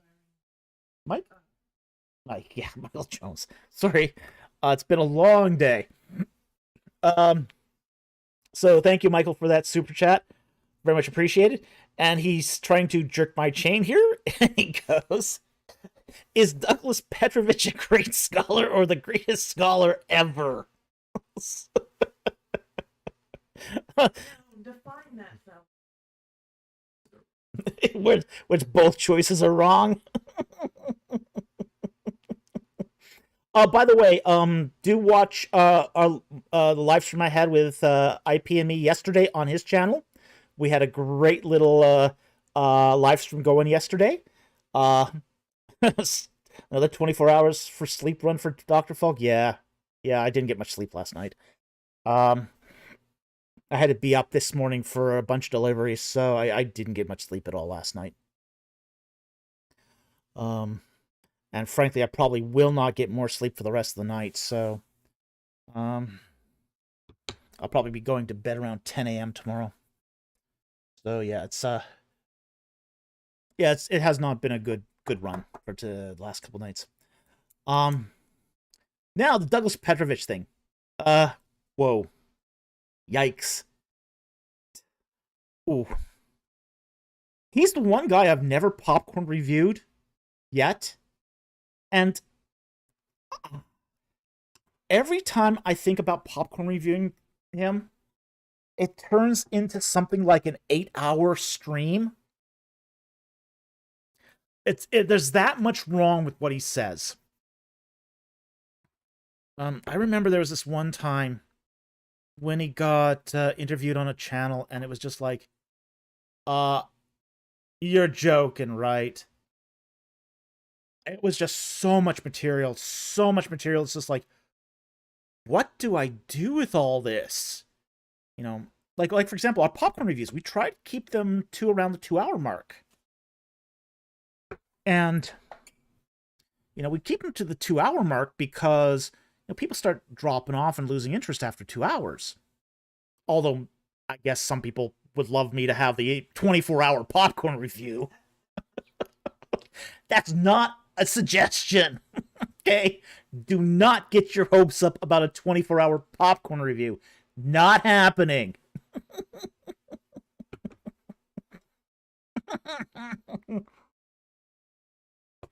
sad thing is he had some Oh yeah, that is the sad thing. hard worker keep locked. You know, that's the sad thing about Petrovic is he had so much potential. You know, it's not like he wasn't well trained. He did have some good teachers. I mean, his Hebrew teacher was David Dewell, who was decent at Hebrew. He sat in some of the same I mean, archaeology I sat in the same archaeology classes as he did. You know, so I know his training was good. He just didn't pay attention. but He didn't think he needed it. Don't. Yeah. Your conclusion. Yeah. Well, the fact is that after he was a missionary, and he started a seminary in Siberia. And after coming back from that, he sort of decided he was the teacher now. He hadn't earned his PhD yet. He decided he was the teacher now, and there was nothing more he needed to learn. So he just decided when he took his PhD that he was just getting it for the certificate. He didn't need the information. He didn't need to learn everything from it. So it was, you know, he sort of wasted his PhD. And his PhD dissertation wasn't very good. It was very poor. It was more or less a site report on somebody else's site. So, terrible. So, yeah. He makes so many mistakes that no credible scholar would make.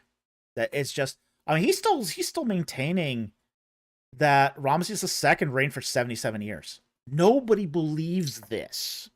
Okay? Nobody believes this. He still thinks the Semitic population left Avaris during the reign of Amenhotep II. Nobody believes this. At least not in Egyptology.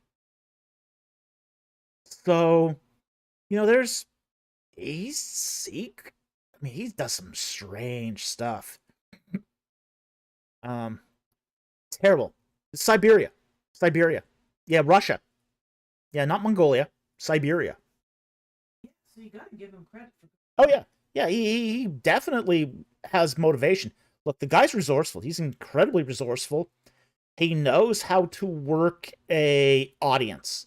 He's an incredibly good fundraiser. He can go from church to church raising tens of thousands of dollars very easily. He's very, very gifted at fundraising. Exceptionally gifted. So never challenge him with a okay, I won't publish you unless you raise $35,000. Because he'll raise it. He'll raise it. He knows how to work churches. Yeah. Well, when I was doing my PhD in England, you know, he was actually he had actually flew to England and was working church to fundraise for his book. And I was invited to go to his seminar, and I said, "There's no way I'm going to his seminar. Like, no way." The guy's a clown. The guy is a complete clown. He's an ignoramus. And they were shocked. The local church was shocked at this. Yeah, they were shocked. They had never heard that anyone thought anything. They all thought that he was a highly esteemed academic. It's like they thought he was like, oh, everyone sort of reveres this guy. Like, no, everyone in the field thinks he's a clown. And one of the most discredited scholars around. But wow. Oh yeah, he kept sending his work into Alan Millard, and Alan Millard would never read it because it was just like, yeah, this is crazy town. This is totally crazy town. But nah. He's a great something. I don't think it's scholar is the right word. Just saying. Okay? So, IP, thank you very much for that super chat. Thank you for joining us tonight, Michael. Was really glad to have you on the live stream. It's very rare for you to come on our live stream, so I do appreciate it. Thank you so very much.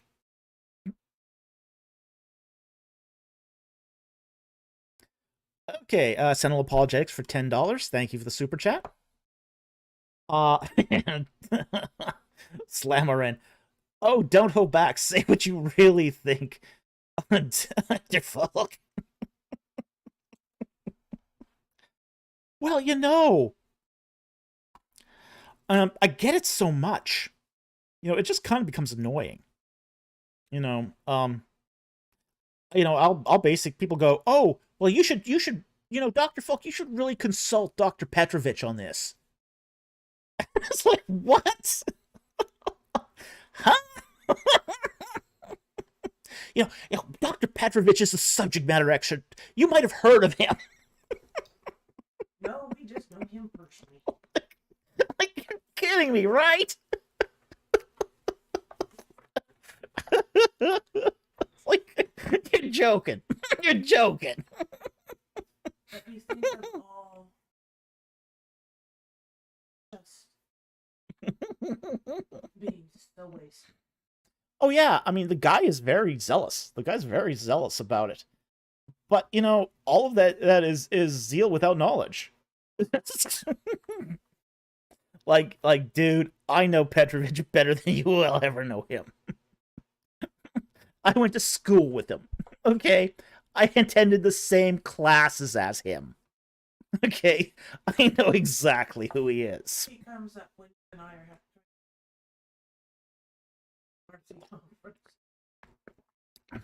Well, we went to the University of Toronto together. Yeah, we were in the same classes.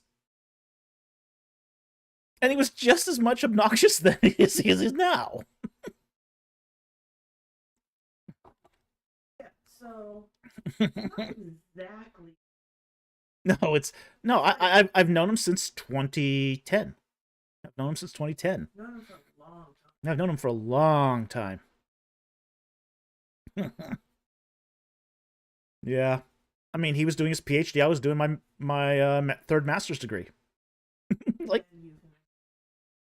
yeah, I did finish my PhD before he did. Yeah, so. Oh, but I went to some parochial little school out in England. I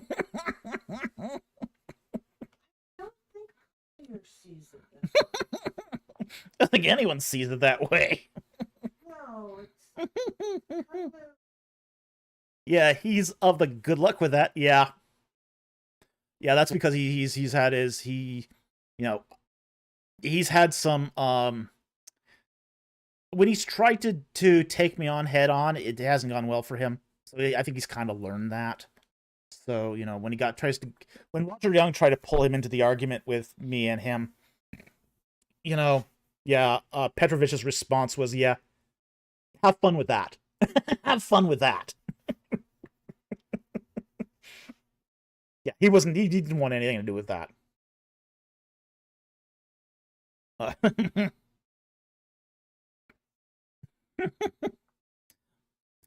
Uh, Chow, the Falk Petrovic feud goes back to the school days. Laugh out loud. Kind of like the Doctor and the Master.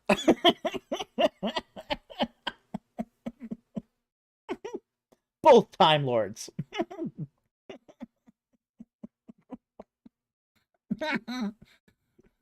One's smarter than the other.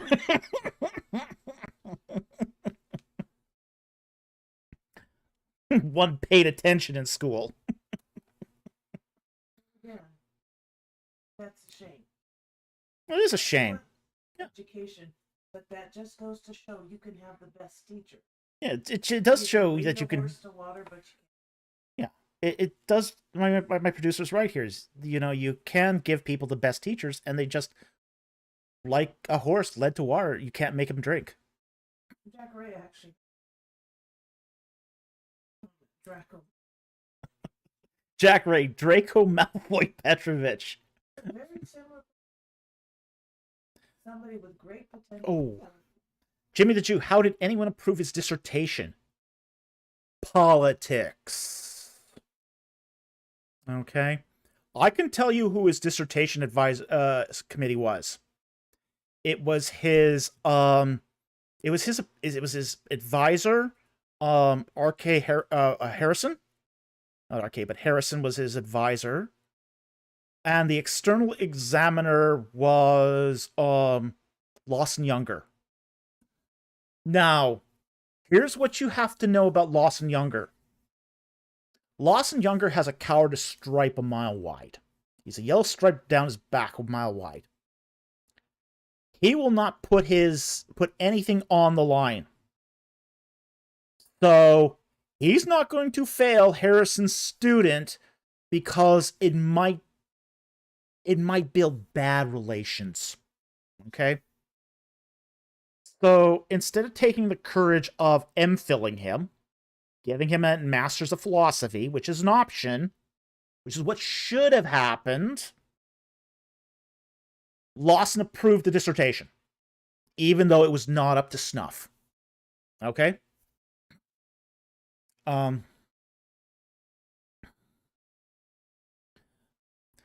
So who bullied who at school? Well, you just kind of ignored it. Well, no, it really wasn't like that. It wasn't a matter of bullying. It was a matter of, I mean, I do owe Petrovic a debt of gratitude, okay? I would have never gotten into the Exodus thing if it wasn't for him. Oh, I so did not want to get into the Exodus thing. What? Would be a one-trick wonder. Yeah, basically, I didn't want to be the Exodus guy, okay? But what happened was, I was just pursuing a normal Egyptology degree at Toronto, and I had a really good friend at that time who was into the Free Will Baptists. Okay, now if you're not aware of what Free Will Baptists are, it's kind of a cult. Okay, it's kind of a cult. So I was really wrapped up at that point in time with trying to help my friend get out of this cult. Okay? So that's really what I was focused on. Well, Doug had heard that I had a Master of Divinity from Trinity, and I had a couple master's degrees, and I was, just pursuing a regular Egyptology degree. So he comes up to me one time after class and he goes, "Hey, David, I would like you to look at this paper I did on the Exodus and just talk about it after." I said, "Okay, sure, I'll read it. I'll read anything. I mean, I'm not picky on my reading habits, so yeah, sure, I'll read it." I got this paper, and it was a peer-reviewed paper he published through Master Seminary Journal. Yeah, great publication, that one. So I take it home and I read it and I go, "This is whacked. This is like totally whacked. This is like Crazyville. None of this actually fits in with proper chronology of the ancient Near East or Egypt." So, week passes and he wants to talk about this. Okay, I go into we find a classroom that no one's in, and he says, well, what do you think of the paper? And I said, well, you know what? It really doesn't fit with standard Egyptology. And so I said, hey, look, I've got some real issues here with some of what you said. And I said, for example, I got a question like about P. Ramses. Okay, we've done like ground penetrating radar of P. Ramses, and we know P. Ramses wasn't a city until the 13th century. The basically the very end of the 14th century, beginning of the 13th century, under Ramses II, or Seti I. And then he says to me, well, what about the Sothic cycle? And I said, well, what about my question?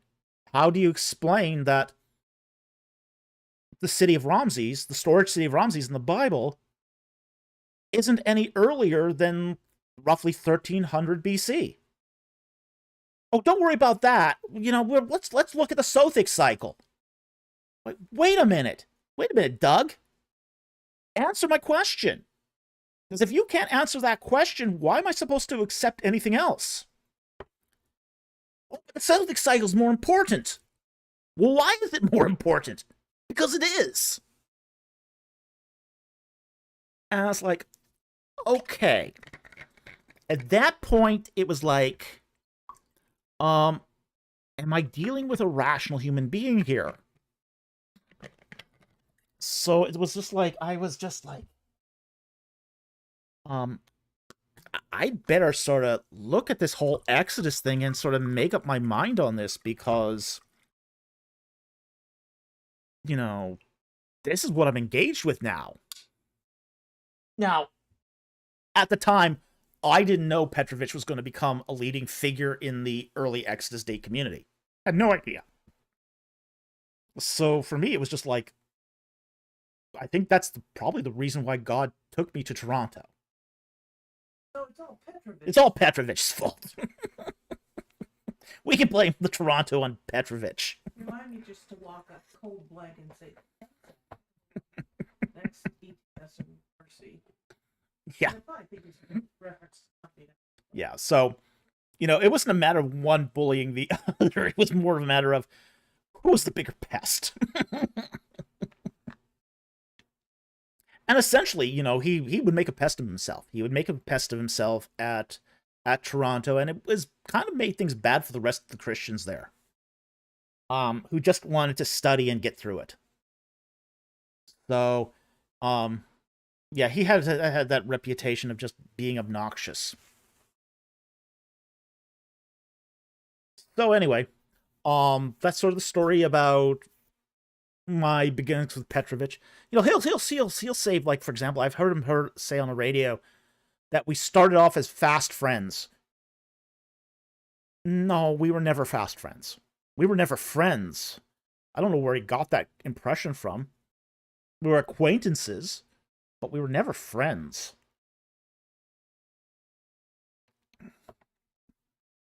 Yeah, I heard him on an interview with Tony Costa once, where Costa asked. This is when I got uninvited by Tony Costa, by the way. Tony Costa had Doug on his channel once, and Doug said, David and I used to be fast friends, and then David got into the early Exodus or the late Exodus date, and then decided to not be friends anymore. What? After that, I got uninvited from Tony's channel. So it was like, what? Huh? How'd that work?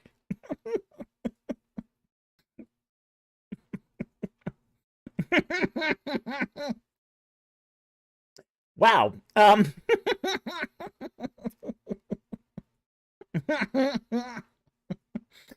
Yeah, I mean, you're right. That's what it was. I mean, Mama says, "Oh my, that is so lame to claim closer acquaintances than you really are, especially to set up a diss." Yeah, it was.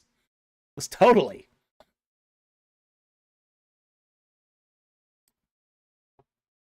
Yeah, it was just Yeah, it was just well, I mean, it was very strange because that whole sort of Tony Costa thing was kind of odd too. Because he contacted me recently, and yeah, he contacted me and asked me if I have to come on his channel after he pitched his book to me, and I said, "Wait a minute, you uninvited me. Has something changed? That am I not uninvited anymore?" And I never heard back from Tony. Never heard back from Tony. So I assume he remembers uninviting me.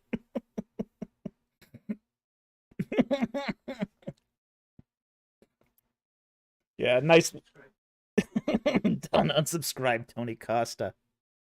Yeah, well, I don't know if you had to go that far, but still, it was just he unsubscribed me because of his relationship with Petrovic, and now he wants he wanted me to come back on his channel. It's like, wait, you remember what you did, right? Yeah, all of this is sort of weaved together. It's just crazy how the interconnections are happening here. Um, but yeah, so anyway, let's continue on with the super chats here because oh, it is getting late. We're only 10 minutes away here from uh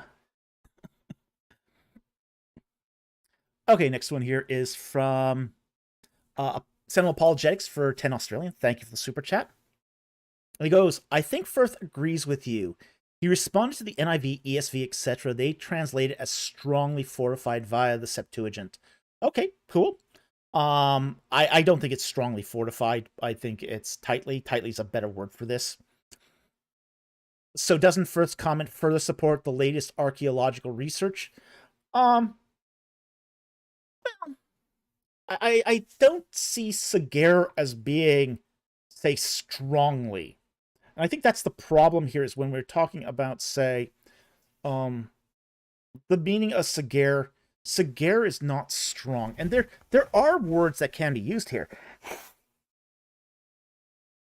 For, like, you would Sager a shoelace. Okay?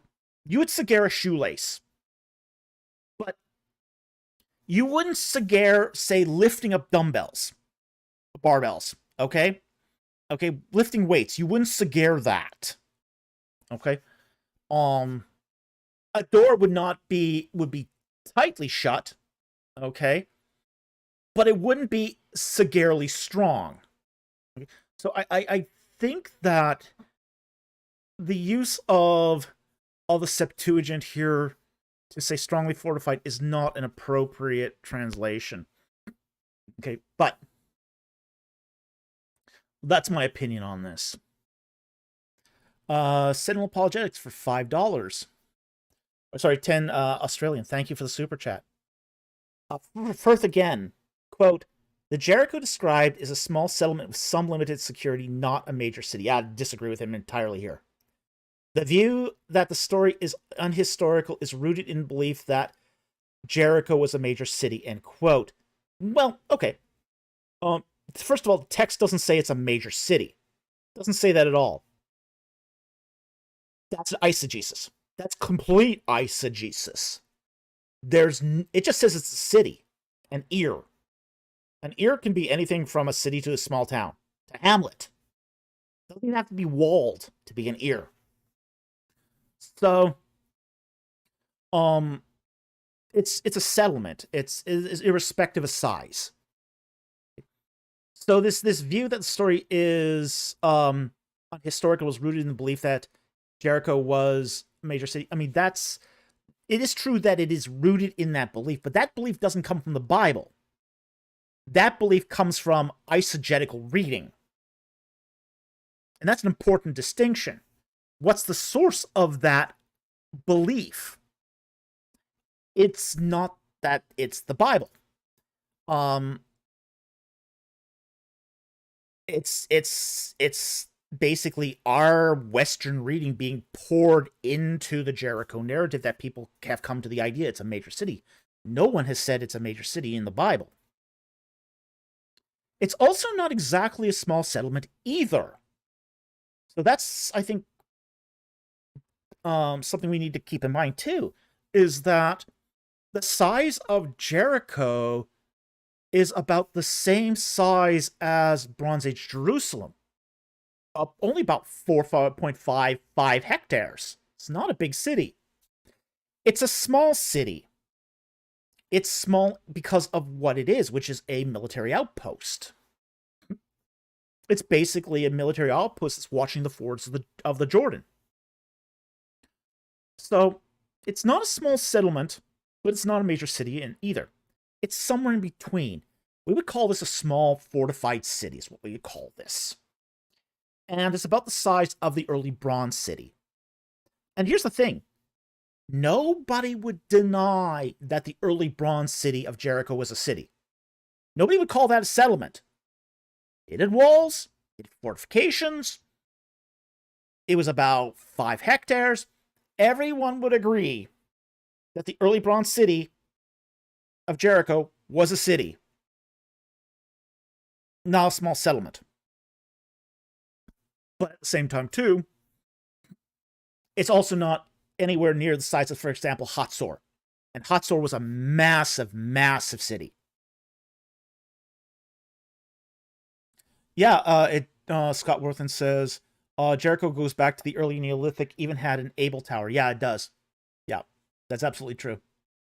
So, totally agree with that. Good night, Mama. Thank you for joining us tonight. Glad you could make it. It's always a pleasure to have you and your family here. Got a date in the morning with this guy I've been crushing on for 24 years. I love it. Do what married couples do. With God's blessing. To have a good night, Mama. All right. So yeah, I would say that Firth is not correct. That it's a small settlement. But the belief that it was a major city is not rooted in the Bible. It's rooted in eisegesis. Okay, and the final super chat we have here of the night is from Sentinel Apologetics for $10 Australian. And thank you again for that super chat and your generous support tonight. We really appreciate it. He says, I never knew about Carson until the Huff stuff, and a dread came over me. It's worse than Sitchin. Even Eric Von Doniken is not this insane. Basically, I don't know how Carson became popular. Oh, well, that's easy. It's easy to know how he became popular. He sort of poised himself as the guy who knows everything about the ancient world. Okay. Now, this one's funny. I mean, I love that. I love this because what he would do is he would just free associate. Like he would talk some nonsense about the Emerald Tablets of Thoth, and then he'd go to the text of the Codex Sinaiticus, and he would just bounce between various unrelated, unhistorical texts, Gospel of Barnabas. Then he'd flip over to, say, the what's it called now?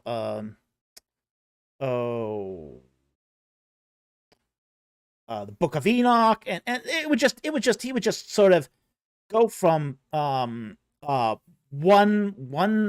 crazy talking point to another. Okay, then he'd talk about some Anunnaki, and this is just how he sort of, a lot of these guys, especially in this space, okay, and he's in a particular space. He's in sort of that pseudo-biblical ancient aliens kind of space. So that can lead to some pretty entertaining stuff. Georgios Tsoukalos is in that space. Brian Childress is in that space. Sitchin is in that space. Von Doniken is in that space. These are guys who sort of went off the deep end into this really sort of strange fringe area. And Scott Worthen.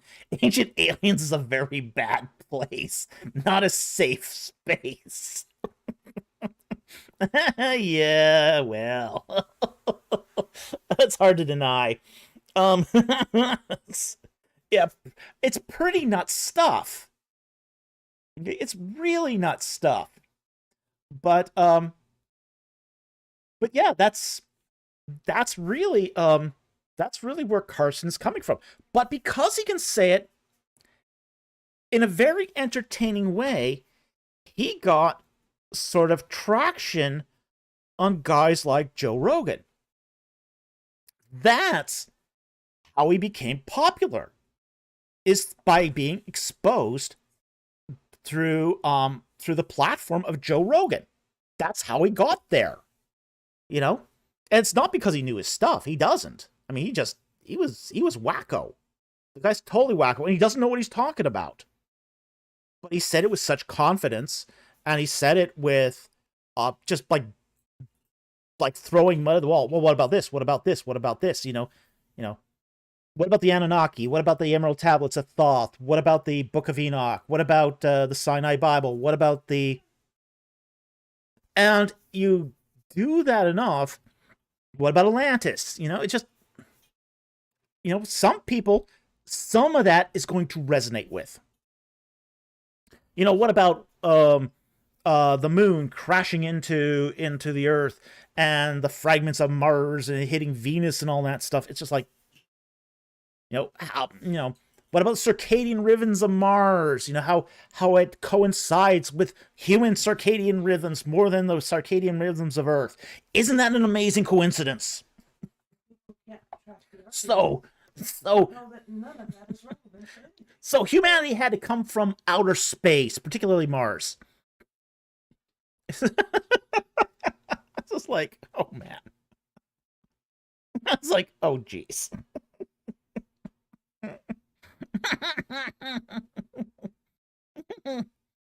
Yeah, he's an alien. Yeah,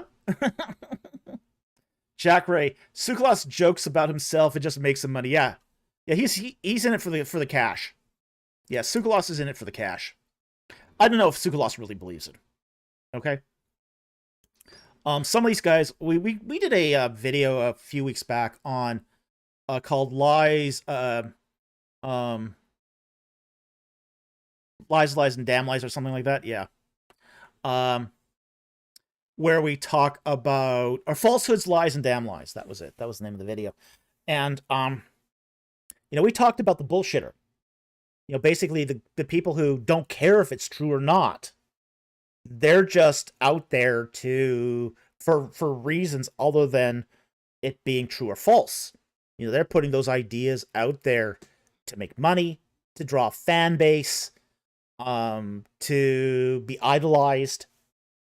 And I think Suklas is one of those. He's in it for the money. He's in it for the money. Carson, I think, is in it for the fan base. Okay? Carson is in it for the fan base. David Roll is in it for the fan base. David Roll's not in it for the money. He's in it for the idol worship.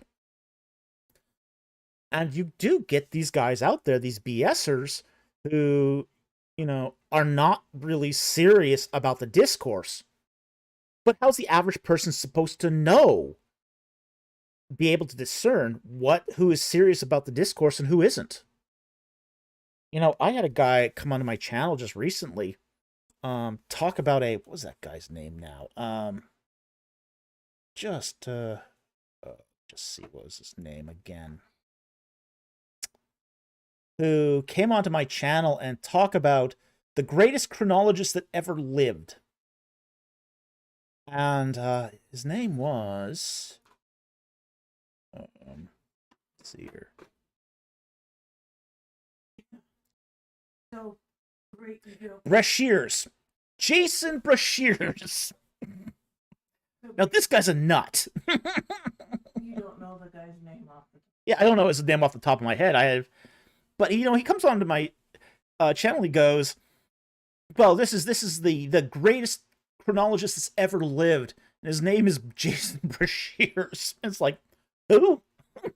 Who? I had to look him up, and he's got some weird books out there, weird books. And you look at the bibliography, and you can always tell if you're dealing with a good historical book by the bibliography. Okay, if the biography is good, you've got a strong chance of it being a good book. If the bibliography is terrible, then you're dealing with a nut job. You don't even have to read the content of the book to know it. Just the bibliography will tell you. Well, I read the bibliography from Bashir's book, and the number one citation, the number one author in his bibliography is Sitchin, followed by Massey and Childress. The Egyptian material he uses is from Budge. But you can just tell, just from the bibliography, that you're not dealing with a serious interlocutor. This is a guy who essentially was serving like 20 years in prison and started writing about these conspiracy theories in prison. So he was doing this as a hobby. But dang. Like, yeah, his highest qualification was Yale with a J.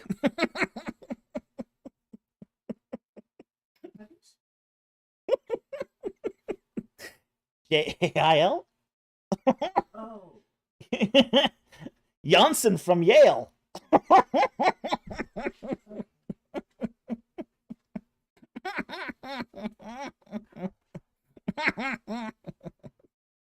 Okay, so That is so outside the world. Yeah, so Yale with a J. Yep. That's this school.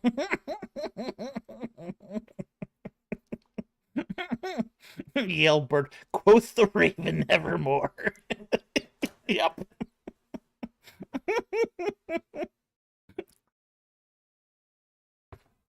And this, according to this YouTuber, is the greatest chronologist of all time.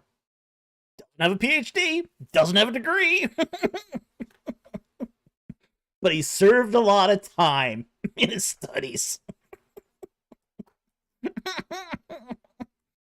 Oh boy. Oh boy. Okay. Well, that's fun. But that's really what kind of person Carson is. He's the sort of guy that's essentially, throwing mud against the wall. The what about this, what about this, what about this. It's kind of a gish dash thing, but with conspiracy theories. Okay. Jack Ray for $2 does the final super chat. Well, thank you very much, Jack, and thank you for the support of the channel. Yeah, PhD and degree from University of Jail. Yo. All right, we'll take a couple of non-super chats, and then we'll call it a night. Do we have any? All right. What have we got?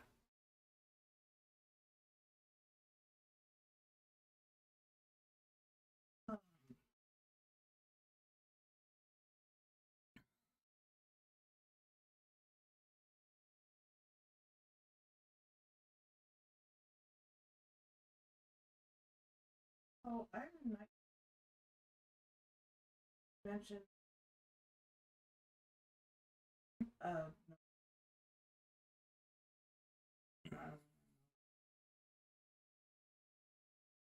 Okay, Iron Knight BCPG 777 says, you mentioned in the past that Egyptians had records of Noah flood.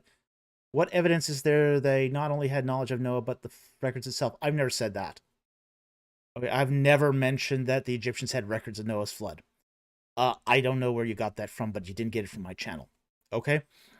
I've basically said that they don't have records of them. Okay? But no, I've never said that they had records of Noah's flood. You must have gotten that from another channel. Okay? To my knowledge, the Egyptians have no records of a global flood. They believe that the world was originally water. That they believed. And that the world was created out of the primordial waters. But to my knowledge, they did not believe in a global flood. Not that way. This will be the last question, yeah.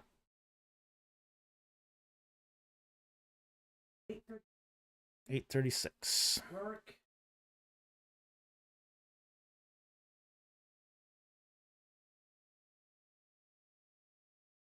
Okay.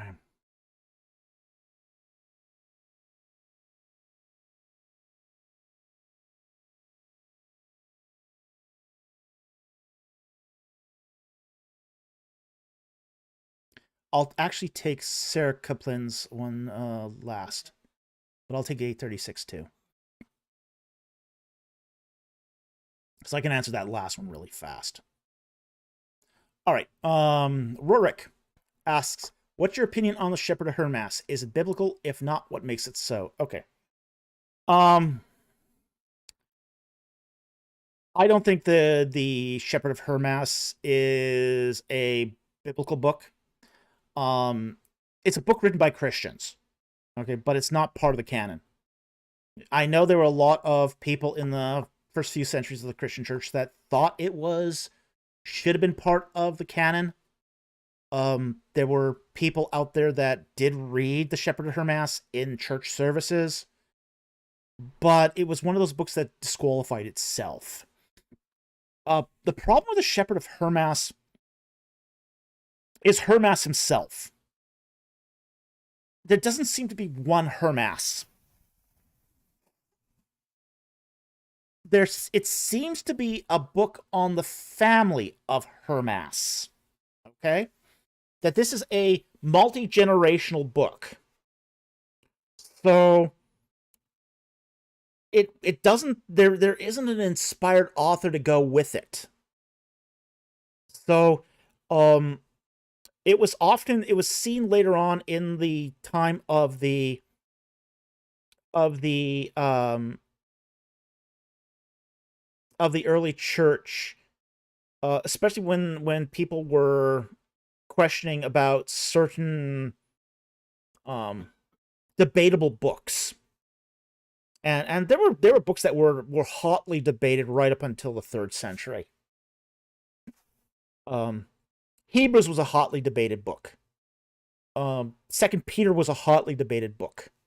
But ultimately those books were accepted because of, say, their pedigree and ultimately, and really was more what they said in those books than where they came from. So that's really where it wasn't that those books were a mystery as far as their origins. Now, Hebrews is a little more mysterious than, say, 2nd Peter, but in the case of, say, Hebrews, everyone knew it was an early book. Everyone knew it was an early book. It was quoted by the earliest church fathers. So, Hebrews had a strong pedigree, but it was Hebrews chapter 6 that made the book of Hebrews one of those books that was hotly contested. But ultimately, the church recognized that this was inspired scripture. Now, in the case of the Shepherd of Hermas, its pedigree is uncertain. It's clearly a 2nd century book. It's a book of a family of Christians named Hermas. And it's disqualified itself through some of the events that take place in it. So it's I would put it in this category. I think you can put it in the category of an apostolic writing. It is in the category of an apostolic writing. It's not trying to deceive you. It's not a fictional work like the Proto-Evangelion of James. Okay, the Proto-Evangelion of James is just wildly fictitious. I won't even get into that unless we just do a whole video on that, because we could probably do that. I mean, it's nuts. The Proto-Evangelion of James is just plain nuts. Yeah. But Shepherd of Hermas isn't. It isn't a strange book. But it does recount certain miraculous events that happened around the Hermas family. And, that's fine.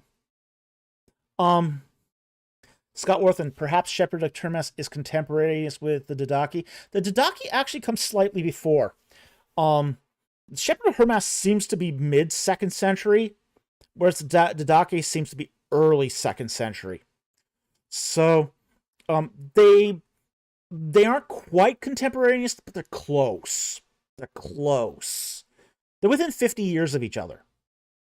So, but that's a long ways out when you talk about apostolic writings. Okay. So, basically, if it's sort of written,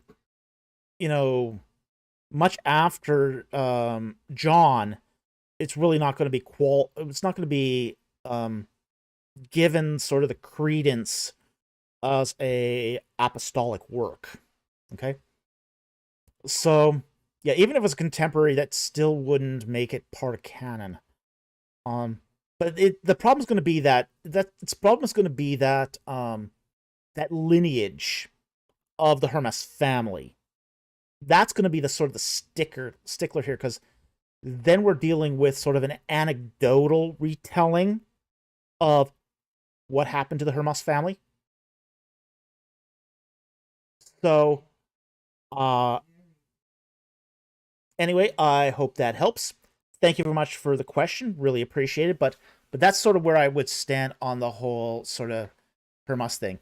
It's sort of an anecdotal retelling of what happened to the Hermas family, and that sort of would preclude it from basically being an apostolic writing. But again, it's one of those things where it was hotly debated for a long time. People debated this for a very, very long time.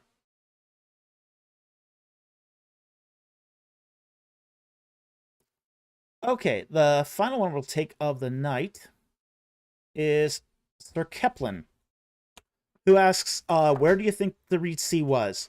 It's in the northwest Sinai in one of the lakes of the Pelusiac estuary. That's where it's located. Okay. These were a whole network of lakes that were spread out across the northwest Sinai, entering into the lagoon that fed into the Mediterranean. Okay. So, we know this because we know where the towns located around it are situated. We know, like, for example, the Pithom, Paramses, Tel Heboah, Migdol, Belsavon, Pihirot. All of those towns are in the northwest Sinai. So the Sea of Reeds is located between Tel Heboah, which is Charu, and Paramses, according to Egyptian records. Okay, and it's sort of north of Balsaphon, Pihahirot, in that Pelusiac estuary area. Okay, so I hope that helps. Thank you for the question. Very much appreciated. Okay, so with that said, that's going to be our final question of the night. I want to thank you all for joining us. We want to thank our Super Chat supporters who have donated generously to our channel. That helps keep food on the table, and we really appreciate that. We also want to thank our YouTube and Patreon supporters who basically keep the equipment running and keep, help us to continue into the research that goes into this channel. Thank you so much. We're so grateful for that. And we also want to thank our regular YouTube supporters, basically the subscribers who watch our videos, hit that like and subscribe button, and share our URLs with other social media platforms. So anyway, thank you very much for watching. We're glad you could join us, and we'll see you next time on Ancient Egypt and the Bible. Good night, everyone.